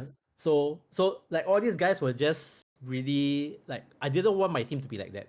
So I wanted to make sure that the team was very strict, like Organized, very regimental, yeah. very organized. So the moment someone was talking out of place, like if let's say you're not listening to me, or when someone's talking like to the whole group, right, I'll be like, I'll give you a cold stare, a very cold stare. I'll look at you in the eye. I'll be like, and I'll just keep quiet, and then everyone will just keep quiet. And then they're like, oh shit, this guy is fucked already. He's fucked already. But then, do you take any feedback from your team members in terms of ideas, or is it only your way or the highway? What type of method do you use? My way or the highway. My way or the highway. Damn, bro. So I was like a dictator back then. Dictator, really a dictator back then. Like I was like really governing like what should be done and what's the right way. Interesting But way. because I believe that is the way to do it. If you didn't do it that way, you shouldn't be here. You should get out. Just leave. Yeah. I would even literally chase people off from training, like if they came late. Like I remember there was like one of my members actually came late. He was like an hour or so late, and I was like, even with a valid reason, you don't allow? Even with a valid reason, I don't care. Like I'll be like, but usually they will tell me they woke up late. And I was like, then you can. Then there's not a valid reason. I'm saying like family member or what. Even if valid, right? I'll be like, okay, that I remember there was this guy. He told me that he had issues with the girlfriend or something. Okay. So that was kind of valid-ish, right? If I was a brother, I was like, hey, I understand, bro. But then I was like, you know what? This is training, so I don't fucking care. You can go and sit on the bench right now and see everybody play, okay? And then stay all the way until training ends, and then you will tell everybody why you're late, that kind of thing. So I didn't really care. I really was like, I wanted to make sure that this was training is training, So I myself have to double up that if I cannot be late. If I'm gonna be late, I'm gonna be punished like 3 times. 3 times the punishment of anybody. So it's basically lead by example lah. Lead by example, correct. Yeah. Very army style lah. Very army style. Yeah. So now, I want to know what you did for army back or wherever you were back then, but I'm pretty sure I was a specialist. I was specialist. Yeah. Commando. Yeah. No lah. Infantry. Oh, okay. Yeah. Okay. Anyways, you were saying. Yeah. So after that, I realized that like doing into all this, like I felt that the team progressed. Then from there, we realized that that the debriefing all helped us with our training, and the way we communicated on LAN back then, we were not using Discord or like TeamSpeak. Like there wasn't like this kind of things. It was more of like we were literally shouting. I taught them how to shout.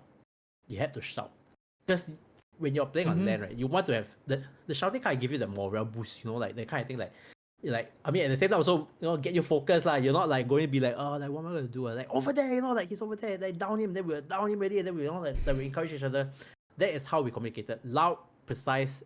The message was short and sweet. That kind of thing. Concise, very concise. So I'm guessing there was a lot of work on actual comms lah. Like what to say, what not to say. Cut this shit out. We don't need to know. This is not important. Don't say this. Correct. Things that you shouldn't say, like after you die. Like, oh, lao, I died. Yeah, wow, this guy. Whoa, what the fuck? I just want to know where's the enemy, man. Come on. By the time you say walao, you die also. Precisely, yeah. So you need to be sharp. You need to be like knowing, okay, this is what we're gonna do. Fast, sweet, that kind of thing. I see. Oh, interesting. Yeah, comms was something that we work on a lot. Yeah. So how did Ice get to Team 1 from Team 2? Ice was mainly the Team 2 commander, and he I remember only when we went, because as we progressed further down the series in Battlefield, right? Yeah. A lot of members stuck with us for like years. Like literally, they stuck with us for years. To be honest, when I first started Battlefield 2, right, or 1942, right, I didn't expect to jump down into a different Battlefield series. I wanted to stay in just one Battlefield series. Like BF2 was something that I wanted to stay in. Yes. And then people were like, "Are you sure you want to stay in that game? Because nobody else is gonna play, man. Like there's gonna be a new Battlefield series, so you should move on." And I was like, okay lah, whatever lah. We had to adapt. Yes. We had to improvise and adapt. So we adapted. We move on to a different series. Just now, but this question you asked about our first loss, we had our very first loss in Like BF2. the one where you like keep quiet, like like reflecting on what the hell just happened. This type of loss, is it? Yeah. So it was this starting opening tournament for BF2 when it first came out. The BF2 launch, I remember. Okay, it was held at Cinderleisure, E Games, and we sent in 4 teams. Okay, so back then the teams they actually minimized where they only let only 4 players only, 4 players per team. Not It wasn't squad 8. or It was just 4 players only. It was just 4 players only. 4 players for the launch because they wanted to have more teams to join. So they had about 32 teams joining. Apparently, 32 teams, no, or 4 players joining. so is it 4v4 v4 or how does it work? Yeah. No, so it was like more of like 4v4. You just go in, you just fight. But the map too big for the 4 No, people. no. What? Okay, so in Battlefield, right, Battlefield 2, right, they had different map sizes. Oh. For different size formats. So like for example, let's say the first one would be like 16 player map size, 32 player map size, and 64 player map size. Oh. That's how they categorize it. So we will play in the 16 player map size where it's like only like 3 flags. It's the same lah. BF3 almost all is 16, 32, 64. After that, BF3 they changed the format where it became 5v5. Infantry only infantry, no vehicles. Yeah. So back then it was just vehicle. I see. Vehicle and infantry. Yeah. So back then we realized that the format was too big, so they had to like change it and everything. Yeah. Then I remember when we did. So when the tournament came about, we actually lost all my teams, including myself.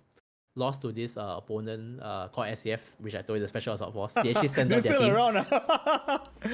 So back then, they actually sent out the team. They sent out the team, and then they beat us. When they beat us, right? It was so happy, man. They were like, we finally beat the kings of Battlefield, and we were only like, we just started with Battlefield 1942, right? Okay, and these guys were starting out before us. And then when they beat us in BF2 on land, they were like, "Oh, we finally beat these guys, man! Like, hey, like you guys are over. You guys are like, washed already. It's our time now." And I was like, no. This is where my mindset. I was so disappointed. I was so angry at the same time. Okay, but it was a revenge. It was our revenge tour at this point. I told myself that okay, this is not going to happen again. So I brought my team down, the whole bunch of us. Yep. I told everyone that from today onwards, I am going to form a core team, which will have 8 players and be the best players. That means the people who put in the most effort and dedicated, like really, really work together one. So I also work for my spot. I didn't because I'm clean leader, I'm going to put myself in. I also work for my spot, So I worked with these guys, and I remember going to the land shop at Funan, which was a tea experience, which was like where Ice was working. And I remember Ice watching us. Ice, you remember this? We were going there almost every day to practice for 5 hours. I remember our core team. Our core team was just going. The 5 of us was just going there every day playing, because there was the next BF2 tournament was coming out in Funan back then. It was coming out there already, like a couple of weeks. So we thought like, why not we should go there and practice just to get used to the environment, Yeah. So we went there, we practiced, and then the tournament was held in the atrium downstairs. So when we played in the atrium and then we played on that day of the tournament, guess who was our first opponent? SCF? It was SCF. Let's Yeah, go! it was SCF. Okay. So wait, before that, right? So core team, right? So you picked all the 5 core team, but Ice wasn't part of the core team yet. He was No. Ice was still like someone that was still working at the place. He hasn't joined us yet. All right. Yeah. Got you. Yeah. Right. So what happened with the SCF? So the SCF guys, right, when they saw us, what they said? Yeah. They were like, it's gonna be a walk in the park, man. Like, we're gonna roll you guys, man. We're gonna roll you guys. And I was like, roll us. Okay lah, we don't talk lah, bro. Just play lah. Okay? No use talking, just play only. No, we just played. We demolished them within 10 minutes, 5 to 10 minutes. Tapao them. Just back then. Is it still map four maps also? Or what? What was No, the no, no. It rules? was like the tournament was like I think Single elim. single limb. We played one map and then we just So them. what do you say after the whole game was over? Oh, I went to them. This is the end of your later show because we are here now to stay. We are here to get number one now. And like we're gonna be the number one now. You'll never come close to us. You'll never. Okay. And then they were so intimidated by us, right? Okay. That they were like so after future tournaments when they keep joining, right? I realized that so we came out number one in the tournament. Yeah. Then when we joined another tournament, so there was this other tournament that we joined. Okay. It was a world tournament, a BF2 world tournament. International. Okay, members. International, global. Okay, any team could join. Guess how many teams joined this event? Seemingly that it's not as popular. Back then it should be Call of Duty fighting BF already, right? I'm guessing. So I would say 16. By the way, it's eight players, 8-player format. 16 teams maybe? I don't know. Lesser?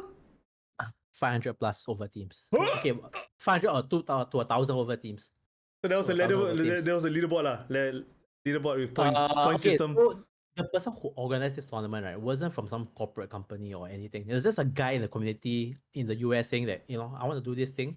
He got some sponsors, like some hardware sponsors. They threw in a PC. They threw in a PC for first prize, for MVP prize. That's already enticing as hell, bro. That's already enticing. And then I was like, but then it's only for one player, but then the rest were all like maybe cash or something, you know, that kind of thing. So cash prizes back then were a thing, you know, like really a cash and hardware. Cash hardware always come together. So it was a thing. And then we were like, how is this tournament going to run? Like, it's so huge. Like, this one guy is going to run it? No. So eventually he got like administrators from all over the world. We were separated into our regions. So for us, we were from Asia. So we got grouped up into like with teams from Korea, Japan, Australia, Malaysia? even Malaysia as well. Everybody who was like playing the game in Asia was all in that game. Was all in the tournament. Wow. Okay. So you know SCF also joined the tournament, okay? Here we go. And they were grouped up in the same because they were same region, everything, they were same bracket also. Yeah. They end up being our first opponent. Ooh. They were like, are you freaking kidding me? They were like, how can it be? Is this rigged or something? Like, how are we playing against you guys in the first round again? Like maybe got conspiracy, no? Maybe they like to the organization. They beat us in Funan. Let's can give us fight them again or try. I don't know, maybe. No. But when they play against us again, this time we just demolished them as like 8-man. Our 8-man was even stronger than our 5. So we realized that, you know, like, and then after I told them this, they were asking, hey, can we like, you know, like try to get second place next time? They said, no, I'm coming with the second team already. The second team will even kick your ass also, so don't worry. So that's where the story of the second team came about. You know, after that we started recruiting and then Ice came in, everything. Yeah. So how did Ice came in? Those guys have never. So what's Ice's story? Like how did he's from behind the counter to sitting at at the computer beside you guys? I think we just talked to him. We just spoke to him and say, hey bro, you wanna play? Like you wanna join us? Because I don't know whether you will play. Because back then Ice was playing Need for Speed. He was playing a lot of racing simulators. And he was playing Unreal. He was playing Unreal also as well. So we were like, you know, like, would you be able to commit to this? Because he had to play. He was playing multiple games. He was the only guy who was playing multiple games at the point in time, competitively. So we were like, okay, are you sure you can commit to this? Then he said, why not? I can try, you know. So he did, and then he gave it 101%.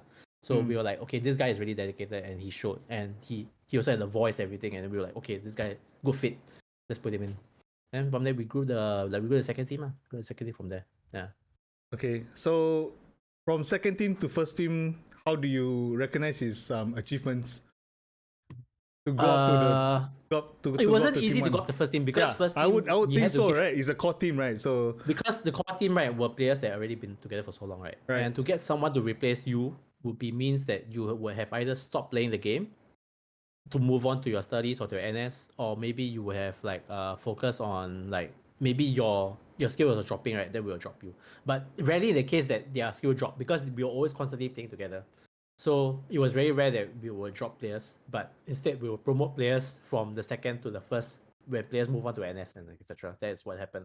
NS. If only there wasn't NS. A thing here, right? I think we all be different lives right now. I think honestly, if NS wasn't a thing, a lot of the old teams back in the day, in Singapore today, the esports scene will thrive. Will definitely thrive. Will definitely thrive in like in gaming for sure. Yeah, I believe in that because we got so much talent that and you're it in your could prime, really fight bro. on. Like, We were it's in our prime, yeah. We could fight on with the rest of the world as well. Yeah. nice. Yeah. But yeah. Okay. So it was a long process lah. And like you said, so people move on to NS, and he came in to take over lah. As a commander, I'm guessing, right? There's a role he played, right? Right? Yeah. So when we played that BF2, that world tournament, that is where it really escalated us to like become more famous, I would say lah, like more popular. Like people would actually find us like people will actually recognize us because you know what I actually did. So back then, Hardware Zone was a thing. Okay? Like how the is forum, it? everything. Yeah. So there was a section for Battlefield. So I actually posted all our Battlefield updates. So the moment this tournament came about, I posted the whole tournament, the update, because nobody was updating locally in the community. Mm-hmm. So I decided to update for our team, but also at the same time, I also updated for SCF because SCF also was a team that constantly they also played. So for those people who just joining, SAF is not Singapore Armed Forces, okay? It's a Special Assault Force. Special Assault Force. Just so you guys know, it's a BF. It's another rival team, yeah. It's a battlefield team, okay? So for Yeah. those people, Mezami, who just joined in, yes. Anyway, continue. Sorry. Yeah. Then after that, what we did was that our update for both teams of our results, everything on how we are doing internationally, and people actually recognized us from there. And then they were saying that like locally there was this guy. He was saying that, hey, are you guys getting like featured in the papers or something, like Straight Times or something? They were like, no lah, we're not lah. Like who would want to cover It's us? a niche right? game also still, right, back then? Yeah. So after that, somebody wrote into the papers, and straight away Straight Times approached us. Straight Times approached us, asked me whether if they could send. But what was the experience like? Like Straits Times approaching you guys, like was it like I was don't like, know what to say, or like I was like, that was the first time media actually recognized us, and we Yeah. were like, okay, media is coming down, and they're sending a reporter to come down to cover us and to take photos as well. So we're like, oh shit, like this is going to be so like we were okay. So Epic, there were 8 of right? us, epic, and then we took a photo. Then later, the next day, it came out the papers, and then I was like, hey mom, look, I'm on the papers now. And I was like, oh shit, and then they would tell us about our efforts, like how we have. I actually still have the newspaper clipping actually. By the I way, was about to ask you that. Your mom probably newspaper clipped it, right? Oh, I myself, I kept all the clippings. I kept all the clippings myself. Yeah. Because I believe all these are memories that you want to keep it down the long run. Right. And it's something that I'm very proud of, especially of our team, the accomplishment and all. So I kept all of that. I kept the folder, everything. Then so I think after that we took the photo, right? Actually, let me find the picture. Let's go. I actually have the folder, Let's go. I actually have the folder. Chad, you're here for a trip down memory lane. So if you guys are just catching up right now, welcome in. We're talking to QUIKZ about his esports journey from Half-Life all the way down to Battlefield to Rainbow Six Siege. Yeah, so right now we're at the Battlefield portion, so do sit back and enjoy. This is gonna be uploaded to YouTube, so hi YouTube. So yeah. Anyways, QUIKZ, you're back. Hi. This. Wait, bring it up close, man. Bring it up close. Found it. Wait, it's not even a professional photo op. It's just like a bunch of kids. A bunch of kids, right? What the heck? Yo, that's crazy. 2006. So that's me over there. There's our players here. I think Ice is somewhere in the background here. I don't know. I remember Eyes, where you eyes? What? Yeah. Okay. Yeah. So that was our very first feature in the papers. And I was like, oh my god, like we were like it was good, it was good to be recognized, it was good to be recognized by the papers. And we were like, okay, like at least gaming is not something that that people say is a waste of time or that kind of thing. But so we got a lot of encouragement and we progressed quite far into the tournament. We made it to the playoffs where we emerged like number 1 in our group stage in Asia. We were number 1 in Asia already at the point. So you had to travel internationally to play? No. Apparently there was no travel, whatever. It's such a waste, honestly. I was hoping that they could bring us to like somewhere. America to play, bro. Like, bro. Yeah, it'd be insane, right? It'd be insane. Yeah. They sponsor you to go, bro. Like, oh my god. Yeah, but like I said, it was a guy who was like in the community who decided to come in this tournament, and he only could come in with hardware prizes and stuff like that. So there wasn't like much. So after that, when how long we played the tournament for? We played that tournament for 6 months. 6 months. A 6 month tournament. 6-month tournament. Yeah. We play That's 6 unheard months. of nowadays. Yeah. That's impossible. Yeah, unheard. Yeah. So there'll be like weekends where we'll go down. We'll just play. We'll schedule our matches like with these European or US teams according to their time, to a time that we could both agree on. So the earliest I think we ever played was like coming down at the land shop, right? We'll meet up around 7 plus 8 plus in the morning already. So to summarize, I mean not to summarize. So the ending of this whole tournament, what was your placement? Like You guess. Guess I would say one lah. I mean, what else could it be, right? It cannot be that you guys are not one, because by the way of you talking, it's like you guys barely lose any games anyway, right? We lost to one team. Better not be SCF. No, locally we will never lose to anybody. Okay, but internationally we did realize that the international team was really good, especially the teams from Europe. They were really really good. We lost to the number 1 team in Europe. But how do you fight Europeans without traveling there? The ping might be insane, right? So server wise, right, we had to pick a server that would be somewhere in the middle for both of us, mutual for both of us. I see. So let's say we are playing the attacking side, right? Okay, or one side first we will play. One side, like one on our side, we'll play on our server. On the other side, we'll play on their server. I mean, it's a bit fucked up lah. Okay, so it's either you play on our server or we play on their server. But that's one. Yeah, I was thinking like it's a bit impossible to. And the other option is to play on a mutual server. Which one you guys would be like mostly agree on? Okay, no, but we actually we went to play against this Polish team. I remember we played against this Polish team in the playoffs. Wait, was it TeamSpeak around already or no TeamSpeak yet? Or Ventrilo? Ventrilo was probably up, but we never used. I think we used Skype. No, I cannot be Skype. We used TeamSpeak. I think we used TeamSpeak. I think we used TeamSpeak. I think we used TeamSpeak back then. Yeah, we used TeamSpeak. So TeamSpeak, for those who don't know, is like a software. Like it's way better. It's still being used, especially by CS players, I would say. Because this is before Discord, guys. Before Discord was a thing. Way before. You actually had to pay to talk to people online. Yeah, it's a paid service. For the server. Yes, not cheap also. Yeah. Not cheap, yeah. Yeah, because Skype, all this, like honestly, TeamSpeak was like low latency and everything, and TeamSpeak was like the best, honestly. I think today, I think they're still the best. But just that now Discord has improved a lot over the years, and I would say, look at it now, it's so much better, you know? Yeah. So I think playing that tournament was like, especially for 6 months, and coming in, lastly, our placing was top 23, 25? 23, 25 wow. in the whole world. Yeah.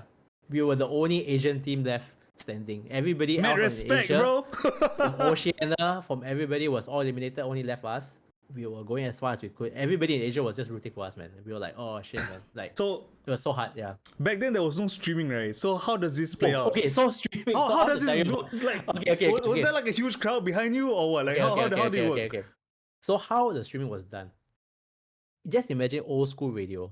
Justin TV. No. Even way before Justin TV, there was this program called something like Bandicam. No. It was like they were using like this like radio kind of thing. I forgot. So there was this like radio program. You could hear the commentary being done through this software. Not Fraps lah. I don't think it's Fraps. No. Fraps is a recording software, dude. No. I forgot what was it already, but it was so old. Yeah, but the things that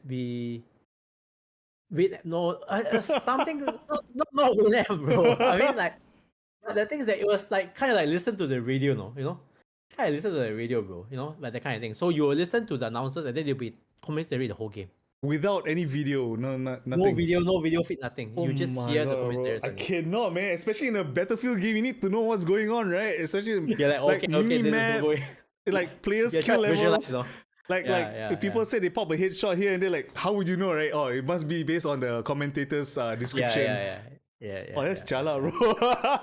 It's chala, man, I tell you. But it was like interesting that like back then, like esports itself really, I wouldn't even call it esports back then. It was just competitive gaming. Okay, esports wasn't even a thing. Just competitive gaming. So people were just like saying that, oh, like this is something that you would hear, and then people are interested. Then they will download the audio recording of people just to listen. Like, oh, that shoutcasting. I remember shoutcast. Yeah. So after that, I think like eventually when we got there, we They were happy lah. Honestly, we were satisfied with our result. We didn't expect to go that far though. Okay, we were expecting maybe top 5 in the whole world. To be honest, we were that confident to go top 5. But because of the ping issue and also certain decision making that we made in the game, we lost to number 1 in Europe by 3 tickets. But the thing is, points. you lost to number 1 though, like 30 points, sorry, 30 points. We lost to them by 30 points, I remember. 15 on each side. Yeah, we lost 30 in total. So when we lost 30 in total, that really hit us at the gut because it was so close. You know, it was so close, right? 15 on each side. And we're like thinking like, if we really had made that small mistake, right, we would have beaten the best team in Europe. But how about the LAN shop? You guys playing LAN shop probably, right? Probably Ice Cube's LAN shop, right? We were still playing, yeah. We were still playing at the LAN. So were there like a whole bunch of people behind you watching you all play or what? They'll be okay, so we eventually invited some of our family, friends to come down and watch us play. So it was just family and friends. It wasn't public, like it wasn't public. Oh my god! No. That'd be insane, though. Yeah. But friends were coming out to support us, and it was very nice to have that encouragement to have people standing behind you and watching you play. Yeah. So that was our very first global tournament, I would say, like globally, like big, like we'll really put our name out there and locally as well. So yeah, move forward from there. I think the next biggest achievement would be the one in Asia Pacific. Yeah, Asia Pacific where we got number 1 in a different game also as well. So just to move on, I mean, I'm pretty sure you've been to a bunch of tournaments. We also have a timing on the podcast. I mean, we have to keep moving on. So do you guys play in Malaysia? Any international? Of course, we did. We went. Okay, so we went to Malaysia during 1942. When we went there, we organized a friendly match with them as well because we got contacts there. So we asked them like, would you guys be keen to play with us? They said, yeah, sure, why not? So we went to KL. We took the train, by the way. We took the train. So it was quite expensive for all of us. The choo-choo train, like the choo-choo train. Yeah. We were like a bunch of kids. So just imagine a bunch of kids just taking this train, going up to KL just to play a LAN match. It wasn't even a competition, just a match only. Just a match. We would literally go up there just to play. Back then. The dedication that just to go up there, you know, and then we made friends with them, and then like we beat them everything, and then after that, I think consistently we kept going up there, beating them. Malaysia was so pissed with us because they realized that we were too good, and they were like, "Hey, we're not inviting you guys up again." And we were like, "Oh shit!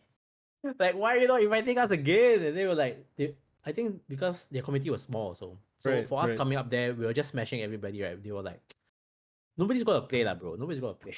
So I'm guessing you're watching my stream right now, right? Yeah.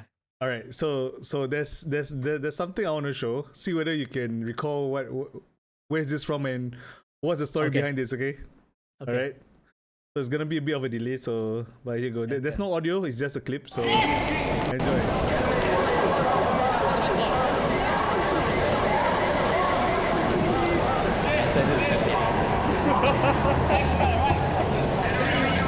Oh my god, that was the tournament that I went to ice. Remember, okay? So we went to ice cube. It was a mix of teamwork and because the main team really had too much players playing already. So we had to get a second team. So this one we went to KL and it was in the shopping mall. I remember this. And we were already sponsored by Singtel. I think Singtel approached us as well. Singtel even approached us asking whether we wanted to be like Team Singapore and everything. I was like, wow, Team Singapore. Cyber Team Singapore, by the way. Not Team Singapore, Cyber Team Singapore. But we got the don on the jersey of Team Singapore with the logo as well. Wow, with your names at the back? Yeah, we have, no, like names, I think, no, we don't names at the back. I saw your names. I saw that there, you see? There's someone's name on it. Like, I think mine was just Singapore at the back. I remember, but the rest didn't have. Yeah. Okay, Res Dev. Okay, so basically, these were our clan shirts that we had, that we printed ourselves. Oh, okay. We actually printed out team shirts for ourselves where we did like polo tee. So polo tee, we put our nicknames at the back and we put a logo in front. And then we put no stocking just right below the collar. So, you know, back then, like, people always like to flip their collars up. Yeah, so we will actually flip the collars up only when we start playing because you will say no stocking, and they were like, oh, like the kind of like. Oh, fierce the spiky hair. Oh my god. Yeah. Oh my god, the hairstyle, bro. Not coming back into fashion. That's what I'm saying. But you see the amount of people just watching you guys play, man. Yeah. So back then we were already sponsored by this company called Everglide. As you can see, the headphones were all Everglide. So it was the mouse pads that I was showing you. So Everglide was actually a sister company of Razer. Razer was just starting out only. Razer was just starting out in 2005, and I remember this Hello? I think he disconnected, guys. Hello? sponsor us. Hello? Are you here? Yeah, I'm here. Okay, yeah. You were buffering there for a second. Okay. Yeah, So sorry. Everglide was like what? A mouse company or They headset? were sister company of Razer. Ah, So they actually had like peripherals Razer was like already a thing back then. 2005. 2005 Oh was yeah, Razer. yeah, So yeah. before that was Everglide. Then we had like I think we had sponsored headsets, mouse pads, keyboards. I think mouse was I told them mouse is a personal thing, so we decided because most of my players were all using Logitech. Okay, so like, how do you actually approach a sponsor as a gaming group? Like, was it like an email Okay. thing for like, Okay. Back then, right, it yeah, was very hard to their connect with these business? Like, companies, right? how do you So network with them? so as a kid, right, back then, right, I was like, how we gonna connect these people? No. So You the only way to talking connect, right, 18-year-olds, 18, 17? yeah, 17 to like 20, like how we gonna connect these people, right? Yeah. And back then I didn't know what was like networking. So we realized that the only way to do this is to win. Just win. Win tournaments, people come to you. So that's what That was happened. literally what happened. That was literally what happened. People Wow. actually came to us, hey, we're interested to sponsor you guys. Blah blah blah. And then we were like, okay, wow, like okay, like sheesh, okay, like what you gonna sponsor us? And then Razer wanted to sponsor us. But Oh, I told Razer, sorry, I don't think we can do it with your mouse because your mouse is way too big. It's way too huge. I'm guessing boom Okay. slang, right? Back Boom then. slang, boom slang. We cannot do boom slang. And I was like, no way, man, no way. We're all using Logitech. I would rather be sponsored by Logitech. Hey, Logitech mice were quite big also back then, right? It's not saying they were small also. No, there was back then there was this like G5 and everything, so it was quite good. It was quite good already. Like the G1, G5, like back then, like those mouses if you all remembered. Yeah. So just now before we started the stream, this podcast, you showed me one mouse pad, right? So is that an Everglide or what? Yes, it's Everglide. What are those, Everglide, bro. man? What are Everglide, bro. those, bro? These are chopping boards, man. Chopping boards. Chopping boards, guys. Chopping boards. Okay. Oh my god. These were literally mouse pads, okay? People would actually so back then people's the dressing, right? The pants would be like Jinko jeans or whatever, like those jeans like that would be literally sweeping the floor. So they will put these mouse pads right in their pants. Just like that. Just slip in their pants only, that's all. Just slip in your pants. It's not They can even- literally fit. It's big enough. Your pants are big enough. The pockets are huge enough to fit in this. Yeah. Can you bend it? Like, is it bendable in? No, you can't. It's hard, bro. Yeah, they even had mouse pads like Okay, I glass mouse pads. I thought it was thicker than that. It's not that thick. Okay, it's quite If thin. you hit someone in the head with this, it's really painful. Really. So is it heavy? Like, and it's sharp around the corners as well. heavy, not It's sharp heavy? around It's light. It's Okay. very light. Okay. Yeah, very It looks very heavy. light. From Yeah. here, it looks heavy. Yeah. It's very light. Yeah. What are those, man? Yeah. So back then, Everglide when they sponsored us, and then we were like, "Oh, that's great, man! We had our very first sponsor, everything." And then we were, like, we decided, but honestly, I was like thinking, back then, if we had picked up the offer by Razer, who knows today? Different Okay. story, right? We'll probably be Team Razer at one point in time.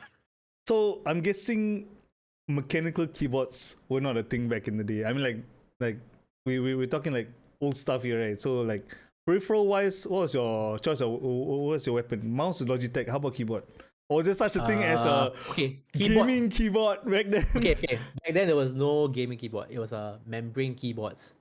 Membrane, guys. Membrane. Okay, so membrane keyboards, for those who don't know, are different from your mechanical ones. They are like your old school work kind of keyboards. Like you press on them, you won't feel like the satisfaction of like that sound. White color, beige. Yeah, it's so icky. Okay, But you know what we did with our keyboards for my team? You modded. We modded our keyboards. We actually spray painted the whole thing. Literally. We were spray paint. So we were actually the first people, I think I would say, that actually came up with this stupid idea just to spray paint the whole thing. But we will take out the whole set and we just spray paint it. And then we're like, hey, it actually looks damn good. I think back then we started a business back then at that age, right? I think today we have sold already. Like today, confirm. No? Oh, But man. such a waste, honestly. But I mean, back then it was just a small thing, Yeah. Wow, Yeah. that's insane. I mean, like, so that means every tournament you guys go, you guys bring your peripherals, or is it always provided by the Yes. organizers? So we'll always bring our peripherals, for sure. Never leave home without it. What was the most ass PC you ever played on for esports? Most S. Like frame rates was like just like horrendous for you to even play properly. CRT monitors. Back then it was like CRT monitors, like Wait, there 60 was still hertz kind of CRT thing. Yeah. monitors. Oh Yeah, my CRT god. monitors. Yeah, back then it was like CRT. But I mean, as we were advancing into Yeah, yeah. Battlefield already, right? There weren't many There were more CRT LCDs, already. right? More It was more LCDs. LCDs already. Yeah, it was more LCDs. But during my CS time, CRT, bro, all CRT. Yeah, 4x3, bro, for the win, right? yeah, for sure. Yeah, I always did like the screen. I had to adjust it to like the 4x3 or some shit. Yeah, yeah. Like I'll adjust everything, then make it look sharp, and then Okay, it was just so hard to play. so my next question will be, how the hell do you guys get into DreamHack? We actually got scouted. No, I wouldn't say got scouted. Because you see, as I mentioned, right? Like I Oh, told my players this. wait. Before we even get into it, we have to give the context of what DreamHack is. Okay, so DreamHack is actually a esports festival that is held every year. Okay, they hold it in summer and winter, and it's held in Sweden, in Jönköping. The Okay. biggest LAN party in the world, right?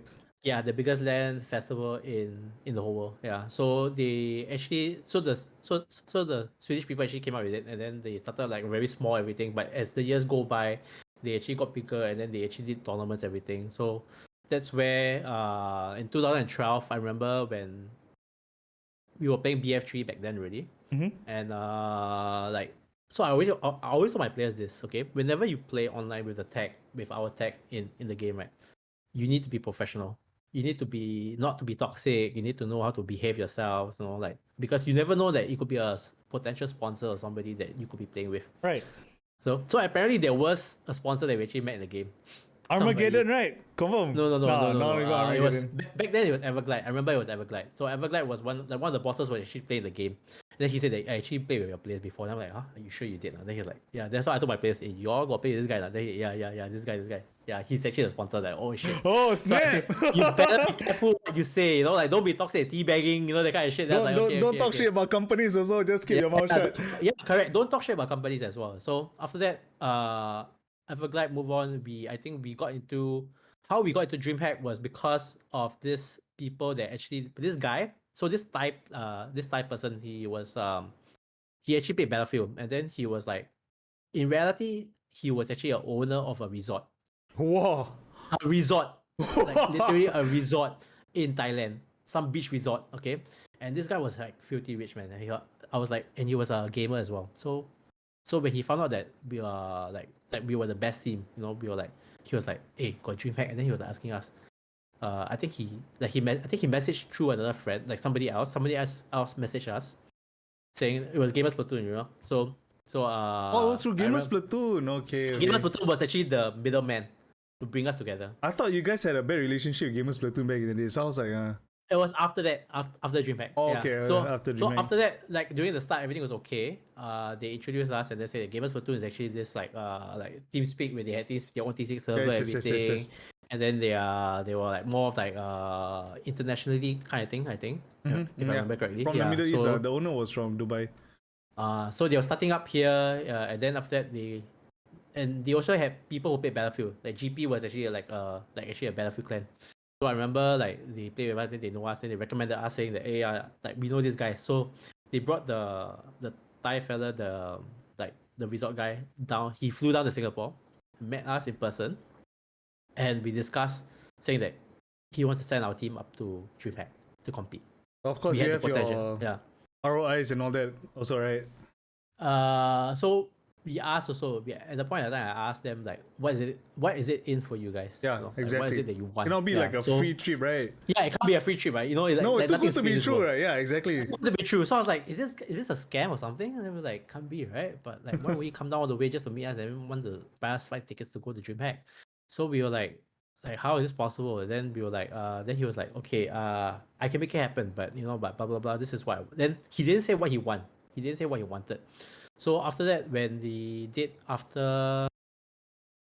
before the day of my flight, before we flew over to Sweden, they got this guy who was like one of the local esports guys. He was a manager of a female team as well. Okay. And he actually came in and then he was saying that he was representing that guy lah. And then he was saying that anyway like he told me to show you this like so-called contract. It was a 1-page contract, just a 1-page kind of thing. And I looked at it and I was like, hell no, I'm not signing that shit.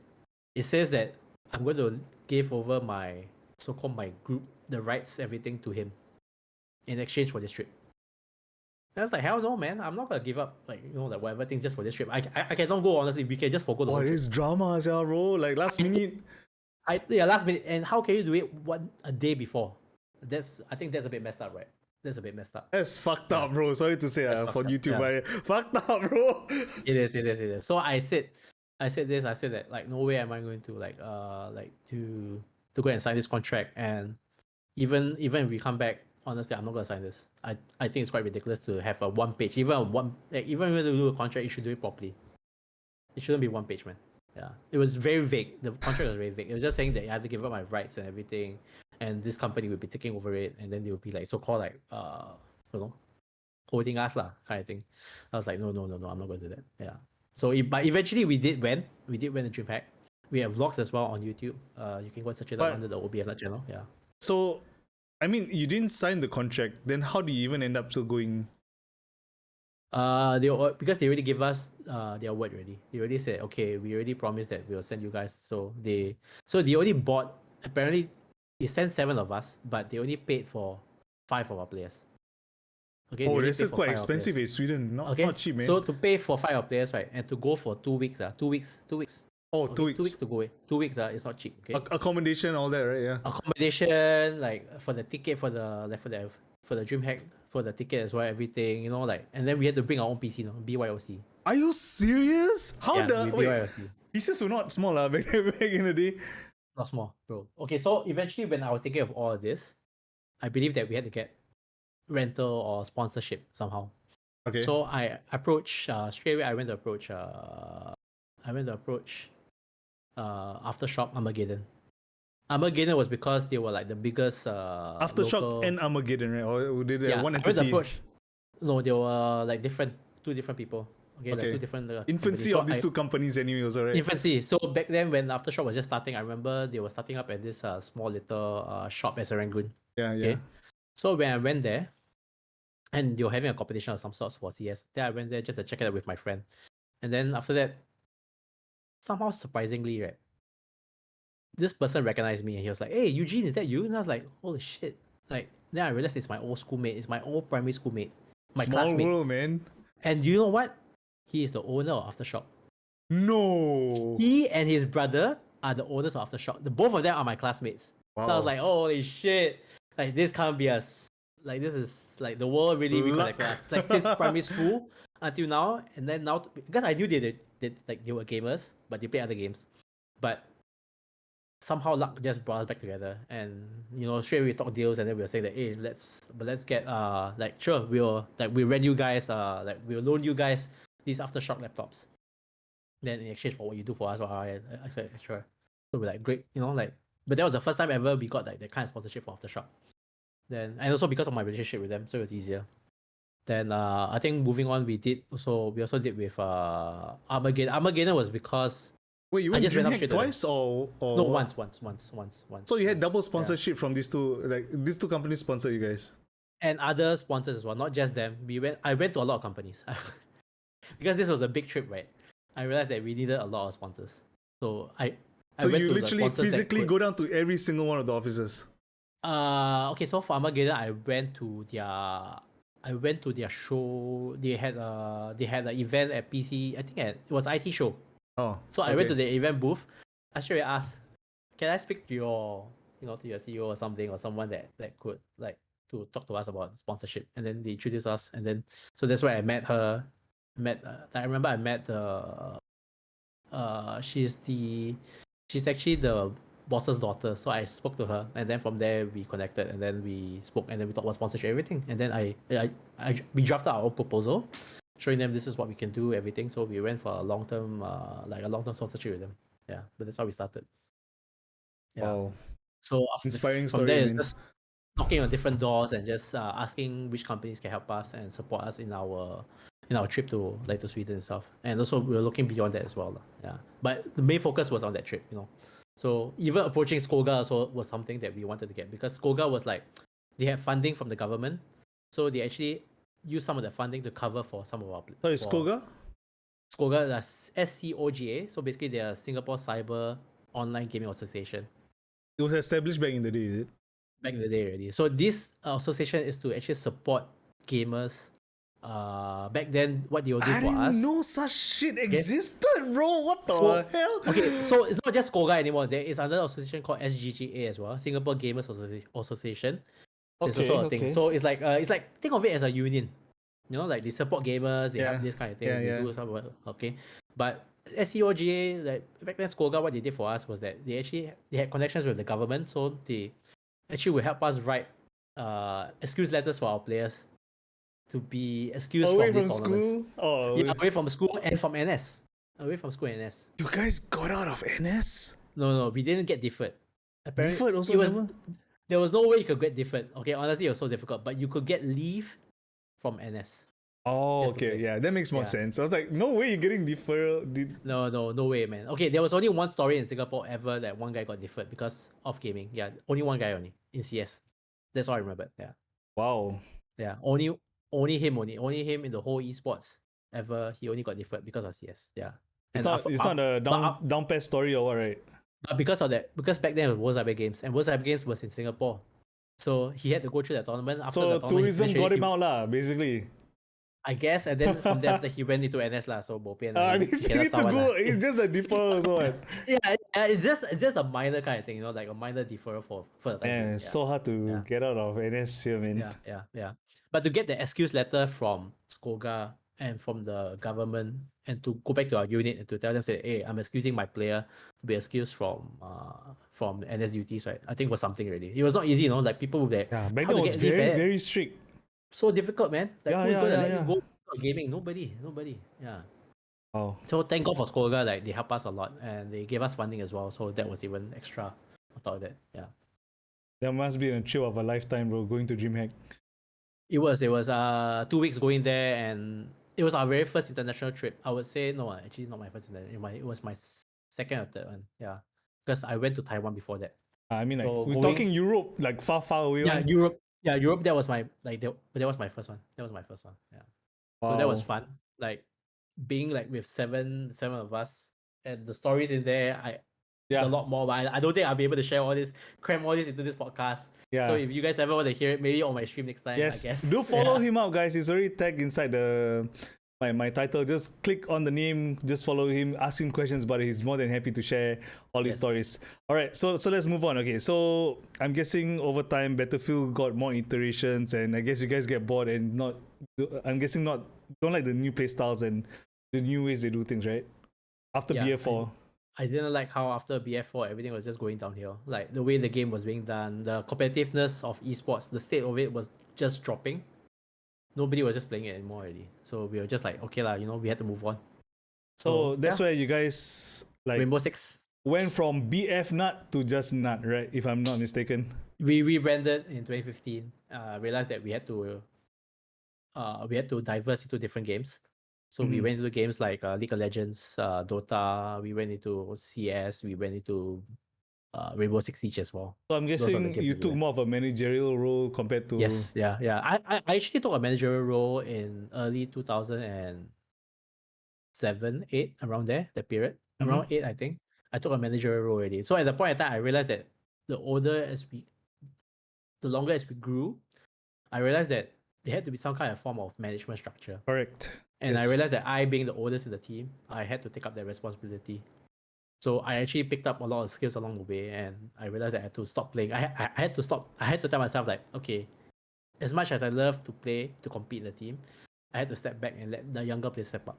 Oh my god, bro! Yeah. Tearing so up. that was the hard like, thing. Oh, But that was the hard I thing. cannot. That was the Maybe it was me. That was the hard thing to give up my spot to actually go and do this. But do you feel the skill difference? You know, like being older than fighting younger. Like they have the spunk, they have the spark. Of course, they are sharper and all. You can you can actually feel it. I could feel it in some of my plays, but I always had this bar, you know, like I set a bar in my team. Like it was like always like, if you couldn't beat me, then like what's the point of playing, man? Like you can't even beat me on my level right now, bro. Like when I'm ready in that retired phase, right? Like why are you competing, man? Like don't even bother, man. Yeah. Because I already set myself at the bar, so always make sure that the players are always better than me. If I know that you were better, but at the same time you were able to like have those fundamentals as I mentioned, the skill set and everything, then yeah, sure, of course. So since you took a managerial role, then you guys diverse into games. I'm guessing R6 was your next spark of intrigue. I'm guessing. Yeah, somebody, one of our players actually recommended saying that there was this new game coming out by Ubisoft back in 2015, and he was like saying, "Hey, I think this game is going to be the next thing." Do So you we're play like, on "Why not?" console or PC at the very No, start? we definitely PC, man. We never went to console. We just went to PC straight. Yeah. I don't think R6 came out on PC so early though. I think it was console first. I think It for one came whole out year. no, in 2015 they came out with PC in the beta. I think they did the beta also already for console as well at the same time during Okay, 2015 okay. period. Yeah. Because I played on So it was PS4, during then I jumped to PC afterwards. yes. One of the players was Nice. named Kama. Yeah, Kama was one of my team captains. He was the guy who actually recommended us to play Siege. Damn, wow, Yeah, small world yeah, Lom, yeah, Lom yeah, yeah, man, yeah, small yeah, world. yeah, yeah. Okay, I think there was a question. Where will you see the esports situation be like in 5 years' time for Singapore? Do you think we'll see growth or a fall in support by relevant agencies and sponsors? I have been out of esports, honestly. Okay, I've been out of esports for a long time already. I stopped doing esports like since the last one was 2019. That's still quite recent though.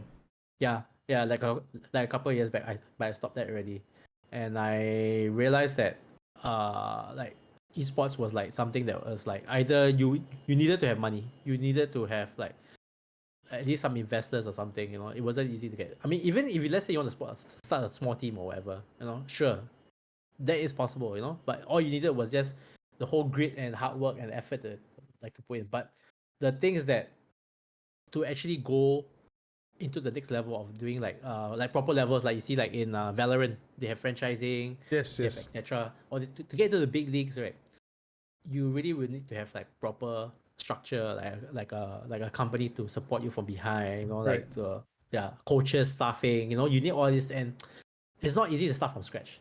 It is possible, but the thing is that to find these people and to put them into these roles, right? It's not easy because people will be expecting like, oh, you need to pay me for this, like for Yeah, this, like exactly. Yeah. that was my cut.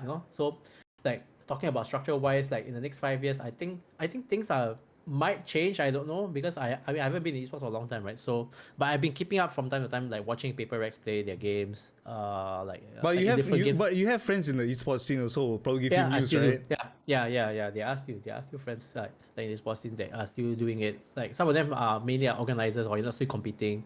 Like the esports as well. So like these guys, right? They I think it's like for them, like I feel like once they reach a certain like time, like for age wise, right? Because as they grow Right, older, right. some of them will convert maybe like from players to become like coaches or stuff like that. Or if not like some manager role kind of Just thing. like soccer Yeah. lah, same thing, same concept. Yeah, same concept lah. So I'm So I guessing you did the managerial role for one of the R6 teams as well, right? yeah, correct. It was actually my first pro team that I actually got attached to.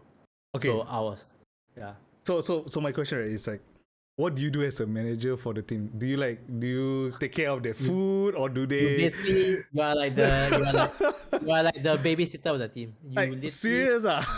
take care of each and every one of them of their issues, like their personal issues of like whatever issues they have with each other. Like you have to come in and mitigate one. You have to come in like So you're the gel.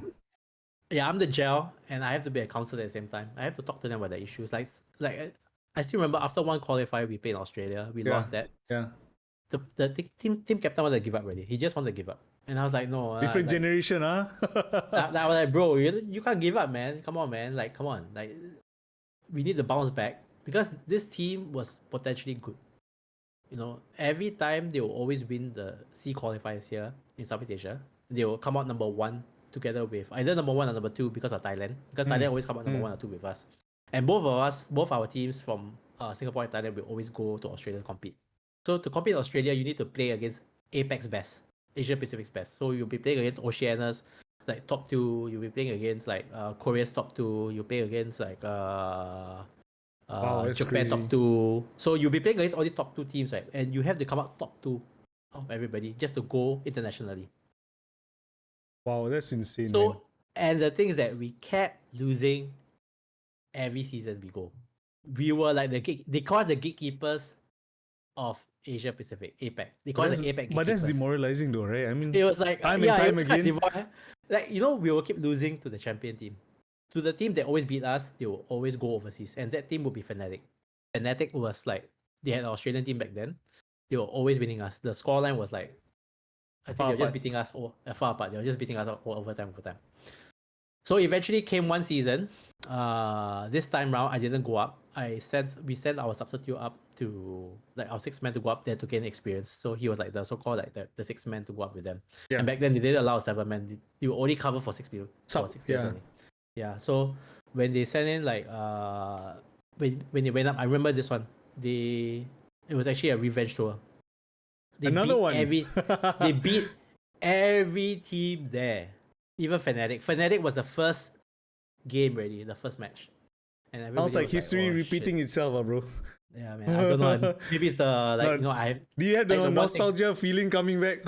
yeah. You know the one thing when you are with these young players, even though you don't play, you just feel it. You just feel the energy coming through you, and you feel the adrenaline. You feel like the whole competitors again, and then I will really just like I'll be yelling like every time whenever they win one round, I'll be like, yes, let's go, let's get this, let's get this round. You guys got this. Then give them a fist bump, everything, and then you're feeling it. Like you just wish that you're in there. But the thing is that at the same time, you can only do so much on it. You can only do so much like behind the scenes. So, operator wise, what was your first ever operator they used? The mic. I was Ash. I was a heart breacher. Yeah. I was a long range breacher. Yeah. Because I think for people who love to play the game, like when you first start, it's because you're just being an entry regular, Like you like to play Ash, you like to play something fast. Yeah. So fast and easy. So Ash was definitely like the first pick. But I realized that I was an entry regular. So I realized that I was a good support player. Which is why I always love to play the back end. I always like to play the back row, like to support. Like back in Battlefield, I played the support role, I played the tank, everything. So that is where I would play the support role. Like even like I think most games I play support role, but after that, over the years, I realized that I would change my play style and be the entry as well. So become a flexer in a way. Yeah. So playing games online, I'm guessing that also leads to you building a community in R6, right? Yes, correct. So how does that come about? Like for people who want to build their own communities, right? So do you have any share us your story on how you build the R6 community, like locally in Singapore? Okay, when we first started the community, and you were not even streaming on Twitch, right? You were just like no, how? I wasn't. How? Okay, so everything back then, right, was through word of mouth and through knowing people. So I think my strength that I have is about knowing people and bringing people together. Networking. Okay? Yeah, networking. I love to. I'm quite an extrovert in a way that I love to go around to events and talk to people, right, and to bring people together. Especially people who may have like maybe you like this, like this particular, or maybe your particular skill set can be used in this area. I'll bring you in, I'll put you in there, and then but this is something where we can form on. So that's how I did it. I actually build a community based on people's strengths, So when I first started the group, it was actually on Facebook back in 2015. I started a group called Rainbow Six Siege Community. Okay, Rainbow Six Siege Community. Okay. And this Rainbow Six Siege community, right, will only be intended only for Singapore, Malaysia, Southeast Asia kind of players.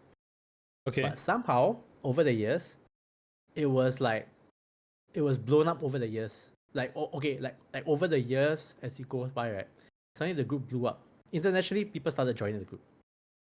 Now today, you get how many people in the group? 10,000? Let's see. Oh wait, you're actually checking? I thought you had the number at the top of your head. I forgot.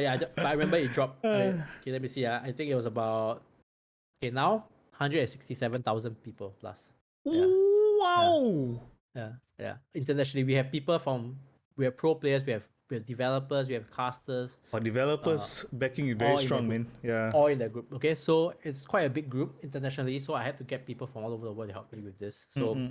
That's where I got my friends locally to help me, and then from there we connected with people in the group, and we found some potential people who could help us. So they became moderators, and then became friends, and then administrators, that kind of thing. Yeah. So we are still ongoing till today, lah. Yeah. Yeah, because last time I saw you, it was like one of the skip events, and you guys were hosting a mini LAN party inside one of the meeting rooms. Yeah. I came a bit later because I was from another event. Yeah, I remember. Yeah. So it's still going strong, man. But so then, from there we scaled down because we realized that internationally it was so huge, right? And we realized that nobody's doing anything for Singapore. So back in 2019, I already told my like I told a friend of mine, I said that, hey, why not let's just do a Singapore thing? We do a watch party. Let's do a watch party for starters. Like maybe let's see who would be interested to come down to watch yeah, like a major or yeah. something. So when we did that, we had like I think within 1 week we got like 30 plus people come down. Wow, that's a lot for first. Within 1 week of marketing and everything, we just had 30 1 people week come is a down. short turnaround though. We secured the venue. We secured the fund, like the funding wise, we came out from our own pockets. Me and this friend of mine, we came out from our own pockets. Yeah, we just paid for the whole thing. We paid for breakfast and dinner. Breakfast, yeah, dinner breakfast. It was a 12-hour event. Yeah. 12 hour 20. Yeah, 12 hour plus. Yeah. Yeah, one. So that's why we did that. Yeah. Quite crazy though, 1 week. It was crazy. It was crazy. Honestly, like I also don't know how we did it, but luckily I already knew people that could help us with this, so it was easy to get on board and like to bring sponsors and all everything. We brought in like Monster, we brought in Zowie, brought in Wow. some other hardware sponsor as well. Yeah. That's crazy, man. Yeah. Man, So respect. after that, we decided that we should carry on with this event. So every 3 months, we'll actually hold a watch party. So during that year, we actually did about 4 watch parties, and we did one showcase event over at GameStar Asia as well. Wow. Yeah. So then from there, Ubisoft people actually reached out to us, and they reached out to me and said that, hey, we can connect you with Ubisoft. Would you be interested? I was like, hey, why not? Why not? Why not, right? Like imagine someone coming to you and say The that I want to door connect you, opens, you know, go like, in. so why not? Okay, so straight away they connect us with the marketing manager, and we got in. And from there, it became like a very strong relationship to today, I would say. Like we actually got like right now, like like Ubisoft will occasionally send me like their merchandise. So Right. there was one time I think they sent me like Wait, 16 boxes of merchandise. so you had the sledgehammer, or was it the dog that had wait, do you have the sledgehammer? Any chance you can pull it out, bro? Look at that, guys. Crazy, man. Yeah, but this is just the miniature size version. The actual bigger version of this Of course. It's just for the display. trophy itself is like the actual thing. Yeah. Wow, guys. So you can see like all those like chibis and stuff. Okay, all those are from Ubisoft. Shout out to Ubisoft. Shout out to Ubisoft. Thank you.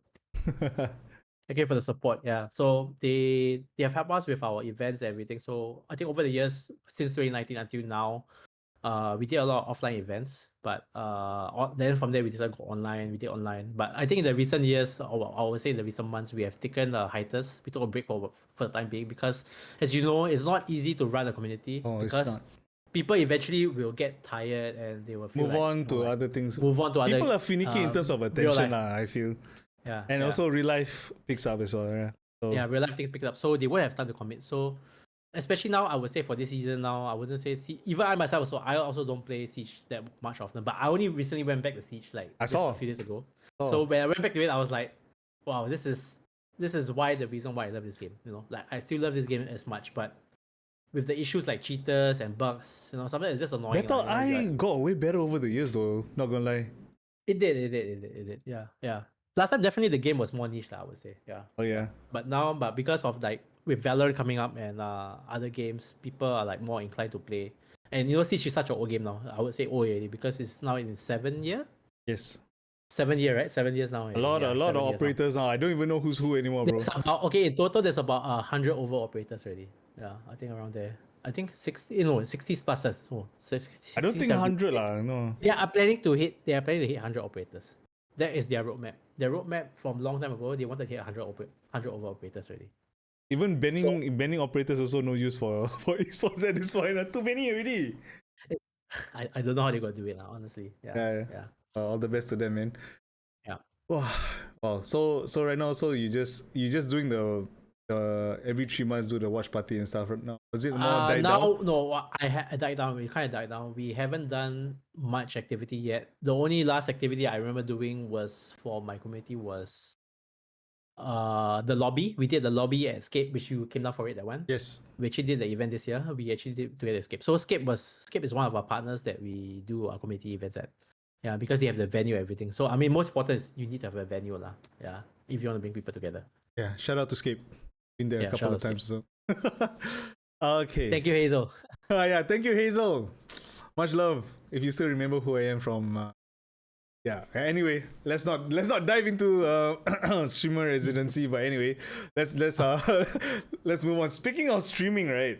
So concurrently, when I'm guessing, okay, when do you start streaming? I started streaming actually during the Blackshot days.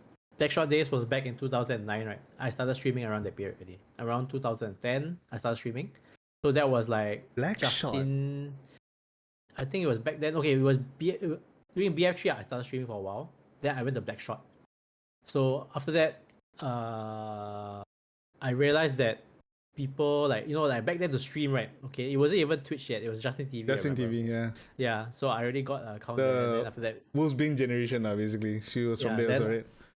Yeah. Then after that, I went to Twitch, and then I started streaming. Then I realized that back then there were not many streamers, honestly, like locally. Yeah. Not much local streamers. So I think You had I to was put one your of the bracket SGEN or something like that, like your something tag. like that, I guess. Yeah. So I started playing Blackshot. Then a lot of the kids back then, like a lot of kids were playing Blackshot back then. So if you were growing up to Blackshot during those years, right, you will definitely remember us. I think most probably our team in it.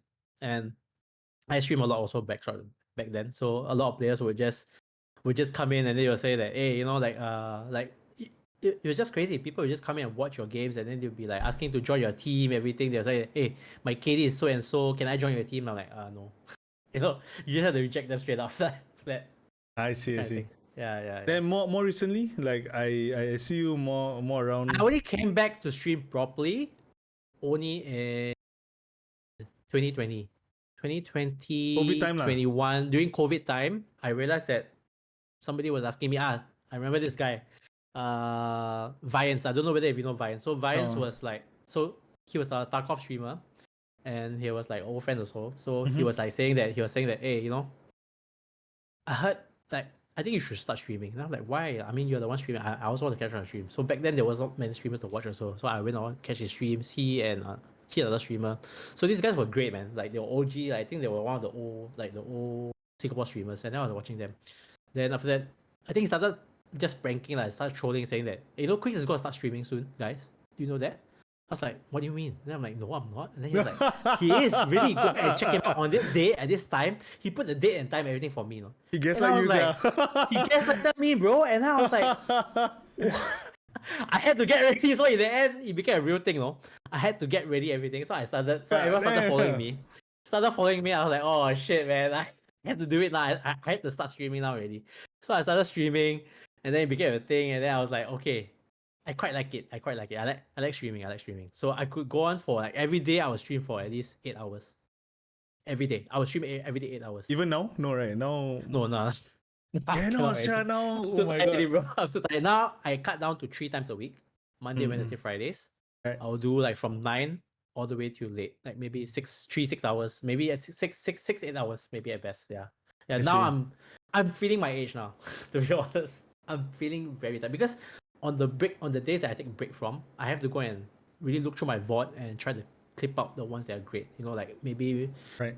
Which I'm been procrastinating for the longest. I want to post things on my social media, like on TikTok or on Instagram Reels, that kind of thing. But I'll probably have to do everything myself for now. Yeah. So these are something I'm sure every content creator out there who actually wants to do this. Because right now, if you want to be more recognizable as a streamer, I would say it's not just streaming already. You have to put your content out there on your socials.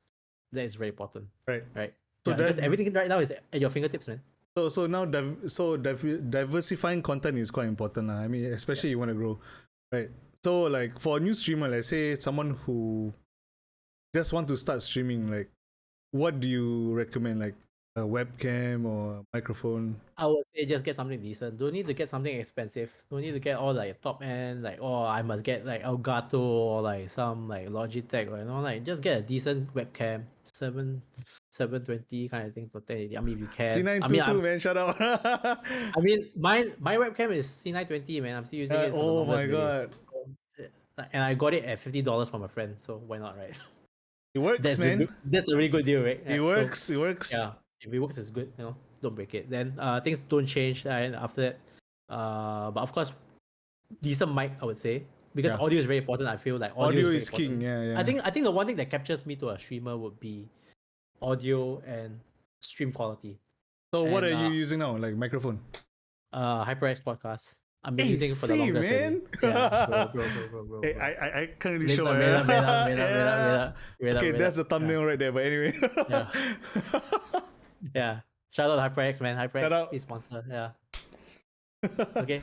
Yeah, Yeah. but I mean, I'm still trying to play around with the settings here because like I wouldn't say I'm like a old streamer or anything because I'm still learning a lot of things on the go. So there are a lot of things that I haven't really been exposed to or still learning about OBS and etc. So like for me, I use Streamlabs, everything. So and also from time to time, I will always get the occasional spam bots. I actually got spam botted 3 times. Oh, that's why I'm using a Nightbot now. Like they just like. I actually use Siri bot. I don't know whether Siri bot is like actually helping me, right? It doesn't help me sometimes, man. Yeah, but for me, I think this stream itself, right, this podcast itself, there's been I think 2 that the bot caught and just deleted off before anything happens. Mine was like instant 2,000 over followers, man, bro. Oh, you mean the bot follow? Yeah, dude, that one you can use commander root if I'm not mistaken. Yeah. I use commander root. Okay, so I actually fucked up once, right? When I did the stream, when the very first time I remember this when I started streaming, I got spam botted like I don't know, a couple hundred followers. After that, this spam bot came about 2,000 over. Bro, then my friend told me there was this. So if you all know who is Masa was the one who recommended me the thing, and then he told me, oh, try using this command, this thing to delete all the bots. So when I deleted the bots, right, I actually deleted all my followers. I deleted everybody. I went to zero. Okay? I went to zero. I went to zero. Wow, rip. And I had to grow back again. So Rip. now I'm full send. just full send. Bro. So tips for content creator burnout. What's the ideal remedy? Escape from my Moto vlogging group. Maybe I let. Okay, so there's something that I haven't been talking to a lot of people about behind the scenes is QUIKZ. We can talk about it off stream if you want to, but then I just like maybe like 1 month ago, like a support group for creators who just going through the daily motions of just streaming and not doing anything with their content. So setting quotas, like pushing and encouraging each other to do more. That's nice. And so it's a small ragtag group to just push us content creators. Right? You don't have to be a streamer. Sign me up. Yeah, so since no one is doing it, and I see this common thing happening with people who are just going online streaming and not doing anything with the content, right? So to actually like push a bit to do like, you don't have to like, you set your own goals, whether you meet, if you don't meet, then you try to adjust it accordingly, so you have it. Yeah. So for QUIKZ, sorry, Ice, you're no longer called QUIKZ now. Cousin, it's good to have goals, weekly and monthly goals on what you want to do, and you just try to hit your goals.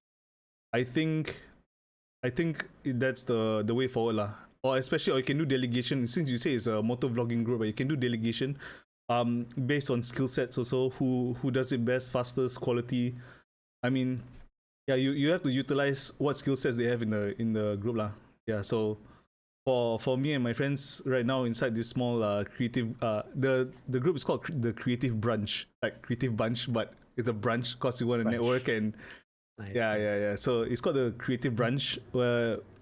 So right now we are in the process of learning each other's editing styles and so some like to use CapCut, some got money to use Adobe, so I'm using CapCut because I'm a cheapo right now. yeah. Guilty, but I think it's a viable platform, especially to do like short quality videos. Short quality videos, just for the algorithms and stuff, you know. So yeah. So just let me know if you're interested. And also open to those. You can talk to me directly, DM me. You can have a discussion first. Yeah lah. So Ice, please, goals. Just set milestones, mini milestones. You don't have to go. You know, like gymming. I don't gym, but I know friends. I know friends who gym. They said it's incremental. Like you go step by step. Like you do this weight first.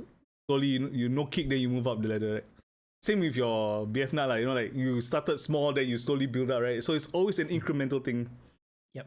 Yeah, so that's why we're going baby steps right now. We're still here in the baby steps, but we want to do something more than just a mundane day-to-day streaming only. Yes. I mean, the team Rhino 6 use partners. past partners, but currently one of doing video editing. Or you can always hire an editor. Mm. No, you can go hourly rate. You can always have a discussion on how. What's the hourly rate actually for editor actually? It depends. It depends which country, and also you must be ethical in how you hire. You don't hire someone from a kid somewhere who just pay like $5. That's unethical. Fiverr. It's gonna bite you in the ass, bro. That's what I'm gonna say. Like you see some creators out there who hire like all these cheapskate editors, right? Then after that, when they grow big, right? Then this editor like say, I don't get my fair cut of the video that I make. Then you GGWP, bro. Honestly. Yeah. So you need to be fair. Yeah, you need to be fair. Yeah. Yeah, cause at the end of the day, everyone needs food on the table, right? So yeah. It's just YouTube. Yes. I understand. I mean, you can use AI cutting tools to shorten your videos. That works too. There are tools out there that you can utilize instead of based on manuals. You know, like Adobe also has AI now. CapCut also has AI. You can shorten videos. You can do that. But yeah.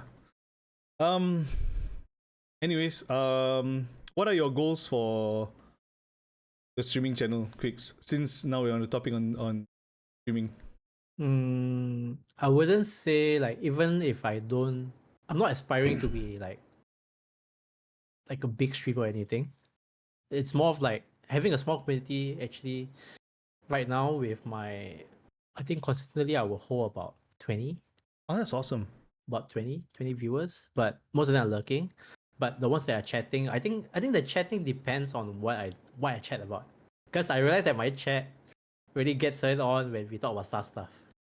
You know, when it's the SaaS hour, right? When you start to DOMs talk, and SAFs. No, we're talking about Battlefield clans, by the way. We're not talking about anything else. Dirty old man and what? Yeah.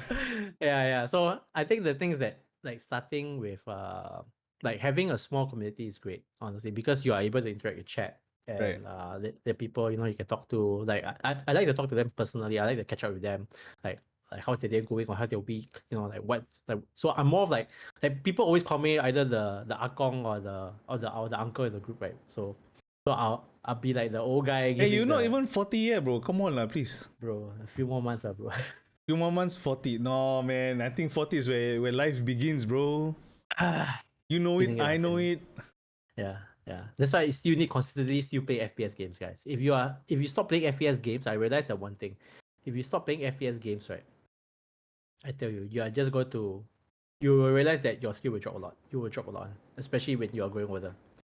You will find that playing FPS will be like something that it's not something that you will like anymore already. So that's why I feel that like even when I took like a 1 month, 2 month break from Siege, right? And I went back to it, but because I play other FPS games as well, so I think it could still push me, like I could feel really rusty. I can feel the rust. But once you start getting into back to it again, right, it will take some time. Yeah. I mean, the adrenaline also generated compared to back in the day also a bit slower, right? I'm guessing. Yeah. Because in a way, like since we all been playing FPS games since we were kid, like Yeah.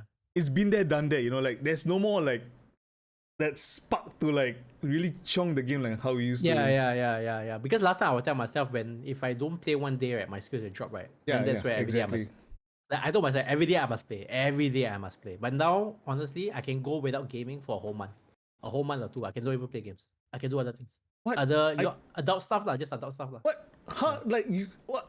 I cannot fathom. But, I'm not at your okay. age yet. I cannot fathom that yet, man. But honestly, okay. So what I do, I like by touching grass outside and doing more adult stuff, you realize that actually like, hey, gaming is not really a thing, right? But when you come back to it, you still low key kind of miss it, because you kind of miss like having that competitive. Especially you play FPS games. You play FPS games, it's different from playing any other genres. To be honest, like if you play single player games, I mean that's fine. I mean that's kind of chillax kind of thing. Mm-mm. I love single player games myself. I love playing Assassin's Creed. Still waiting for the new one to come out. So like all these kind of games, right? Like to be honest, I feel that when you reach this age, you will feel that like you either just need to keep up lah. You just need to keep up and just keep playing and like like try to have the energy out there. Okay. Yeah. All right. So before we go, since you're turning 40, right, I got some Gen Z terms for you to Okay. Shoot. Let's go. maybe you know, I mean, you maybe you hip No. and no, hip is a very No old word, by the way. skibidi, no skibidi toilet shit, okay? No Oh my skibidi toilet phantom text, okay? Please, none of the Gen You Alpha went shit, to okay? skibidi. Oh my god, no. I bet none of you, the guys here, will even know what that means, and I'm already getting lingo already from the kids What in the my Sigma, chat. bro?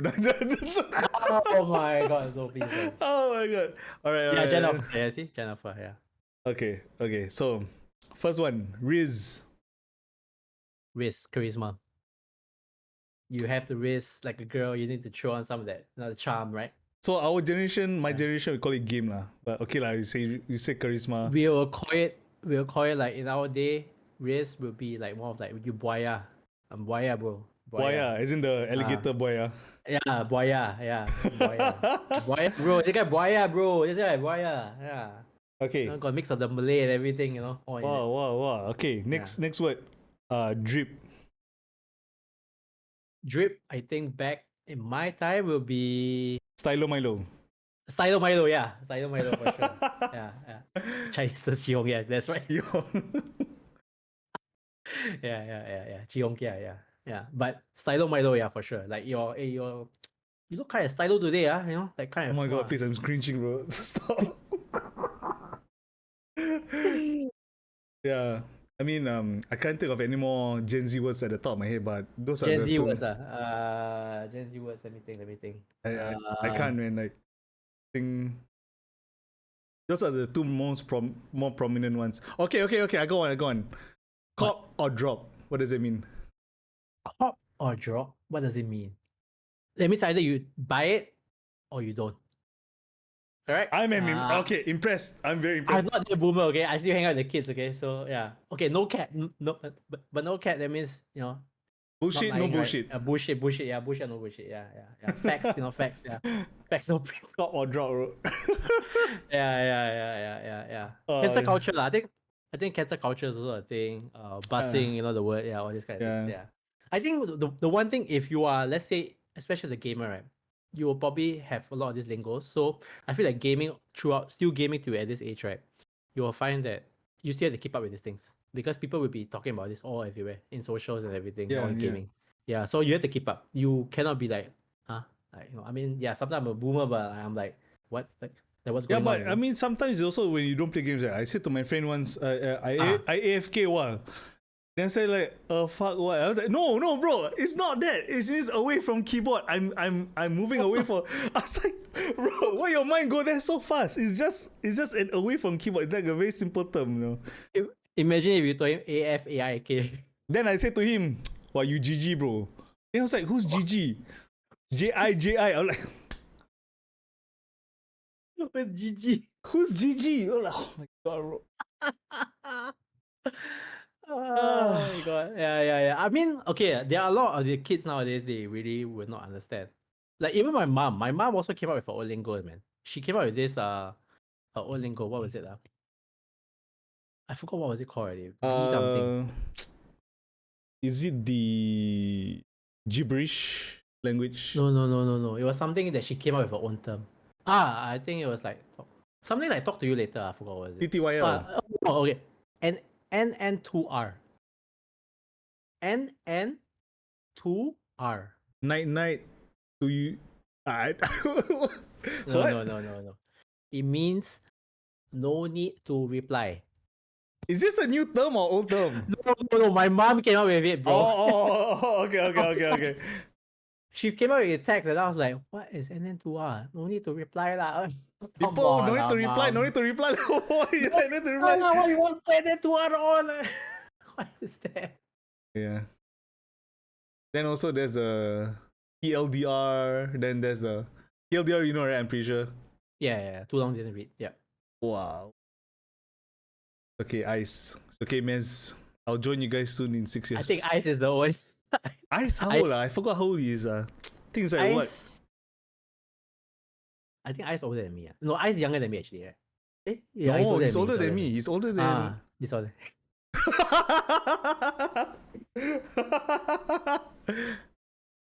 Okay. Bro. I actually joined a over 40s club. I actually found a over 40s gamer club on Facebook. There's such I a actually thing? joined the group. It's an international group. Oh, And I okay, was like, okay. I holy thought shit. Singapore, Like, bro. no, international group. And I was like, holy shit, these guys are all talking about their age experiences and they are talking about like their gaming setup, everything. Because as kids, right, we couldn't afford any of this shit. We Right. couldn't afford like That's all why I this bought kind of Pokemon when fancy I'm setup. older. You know, like really Yeah. childhood stuff, right? Yeah. Yeah. But after that, now that we are old already, we could show off like, hey, this is how I'm gonna do my gaming setup. This is my dream setup. I'm gonna do To it. play Mafia World, Farmville. I'm just joking. Facebook games, huh? Mouse Hunt. Oh my goodness. Yeah. Mouse Hunt, man. Old stuff. But yeah, man. I think we're running out of time. It's almost I think we time. really exceeded the time. I think we exceeded the time, but I think it's been Half a an hour, is it? pleasure, Half an man. hour. 1.5 hours. Actually, I put there 1.5 yeah. hours. I knew there was gonna be a buffer. When me and you talk, right? There's gonna be a very long. Yapper town, bro. Yapper town. Yeah, man. Non-stop. Yappers. Yappers. GG, bro. Okay. Yeah. Anyway. Yeah. I mean, like, if you guys haven't follow. I was gonna say another person's name. If you guys haven't followed QUIKZ here. Please do. He's an awesome guy, awesome individual. He has a lot of stories to share and also a lot of life experiences that he went through, man. And he also loves to game on FPS games. If you guys love any of that, bro, just drop him a follow on Twitch. You want to network with him for sponsors? He don't mind taking sponsors. You know, like he's very good with making deals. You know, networking. Hey, you have a business card or not? Business card? No, I mean I do have my own, the old noise talking one. I still have. Yeah. You guys had business cards?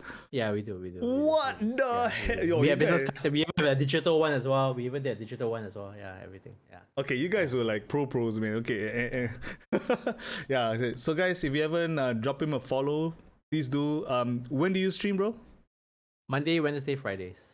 Monday, Wednesday, Friday. So basically, I took up his slot today just to do stream. Thank you so much No problem. I mean, if you're going live after this, I had a blast. Honestly, I had a blast. Yeah. Yeah, GG, bro. Okay, I'll stop it. It'll get old real fast, man. Yeah. Business card. I have a business card. You guys don't know me? I have a digital business card on my phone. So if you guys want my contact, just let me know. QUIKZ. I mean, technically now I already have your Discord. From IG to Discord, I'm moving up the networking world, guys. Slowly but surely. I'll get your number soon. Maybe after stream. I don't know. Slide to my DM later. Yeah, I'll definitely. No, Mez. I will not have a physical card. I'll probably have a ring like you. You know, just tap the NFC to your phone. You know, a fist bump. You know, right? Yeah. No, just joking. Yeah. Anyways, we shut out a lot of companies today. QUIKZ. Yeah. Too many already. Hopefully, some of these companies can work with us. Yeah, hopefully. Then we can do more podcasts, you know. Then me and you, who knows, down the line, maybe we can do a podcast together, talking to other people. We'll be Yapper Town. That's a good name, man. Yapper Town, right? YPT. YP, get YPT. Yeah. You see, Yapper Town, bro. Okay, Alright. one last question, yes. Okay, any last question? Oh, last question. If we can get a sponsor right now, what would it be? I will get something for my stream setup. Either stream setup or some kind of like food sponsor. I need food, man. Bro. We need food, man. Speaking of I can't talk about it on stream, but off stream I'll probably talk to you about it when it comes to food, right? Okay. Yeah. I will not divulge anything right now. It's for content, so man's gotta eat, okay? Man's gotta eat. Man's gotta eat. Yeah. All right, bro. Wait, let's say thank you. Let me just stop the recording, okay? Okay, thank you, YouTube. All right, all awesome. Thank you so much.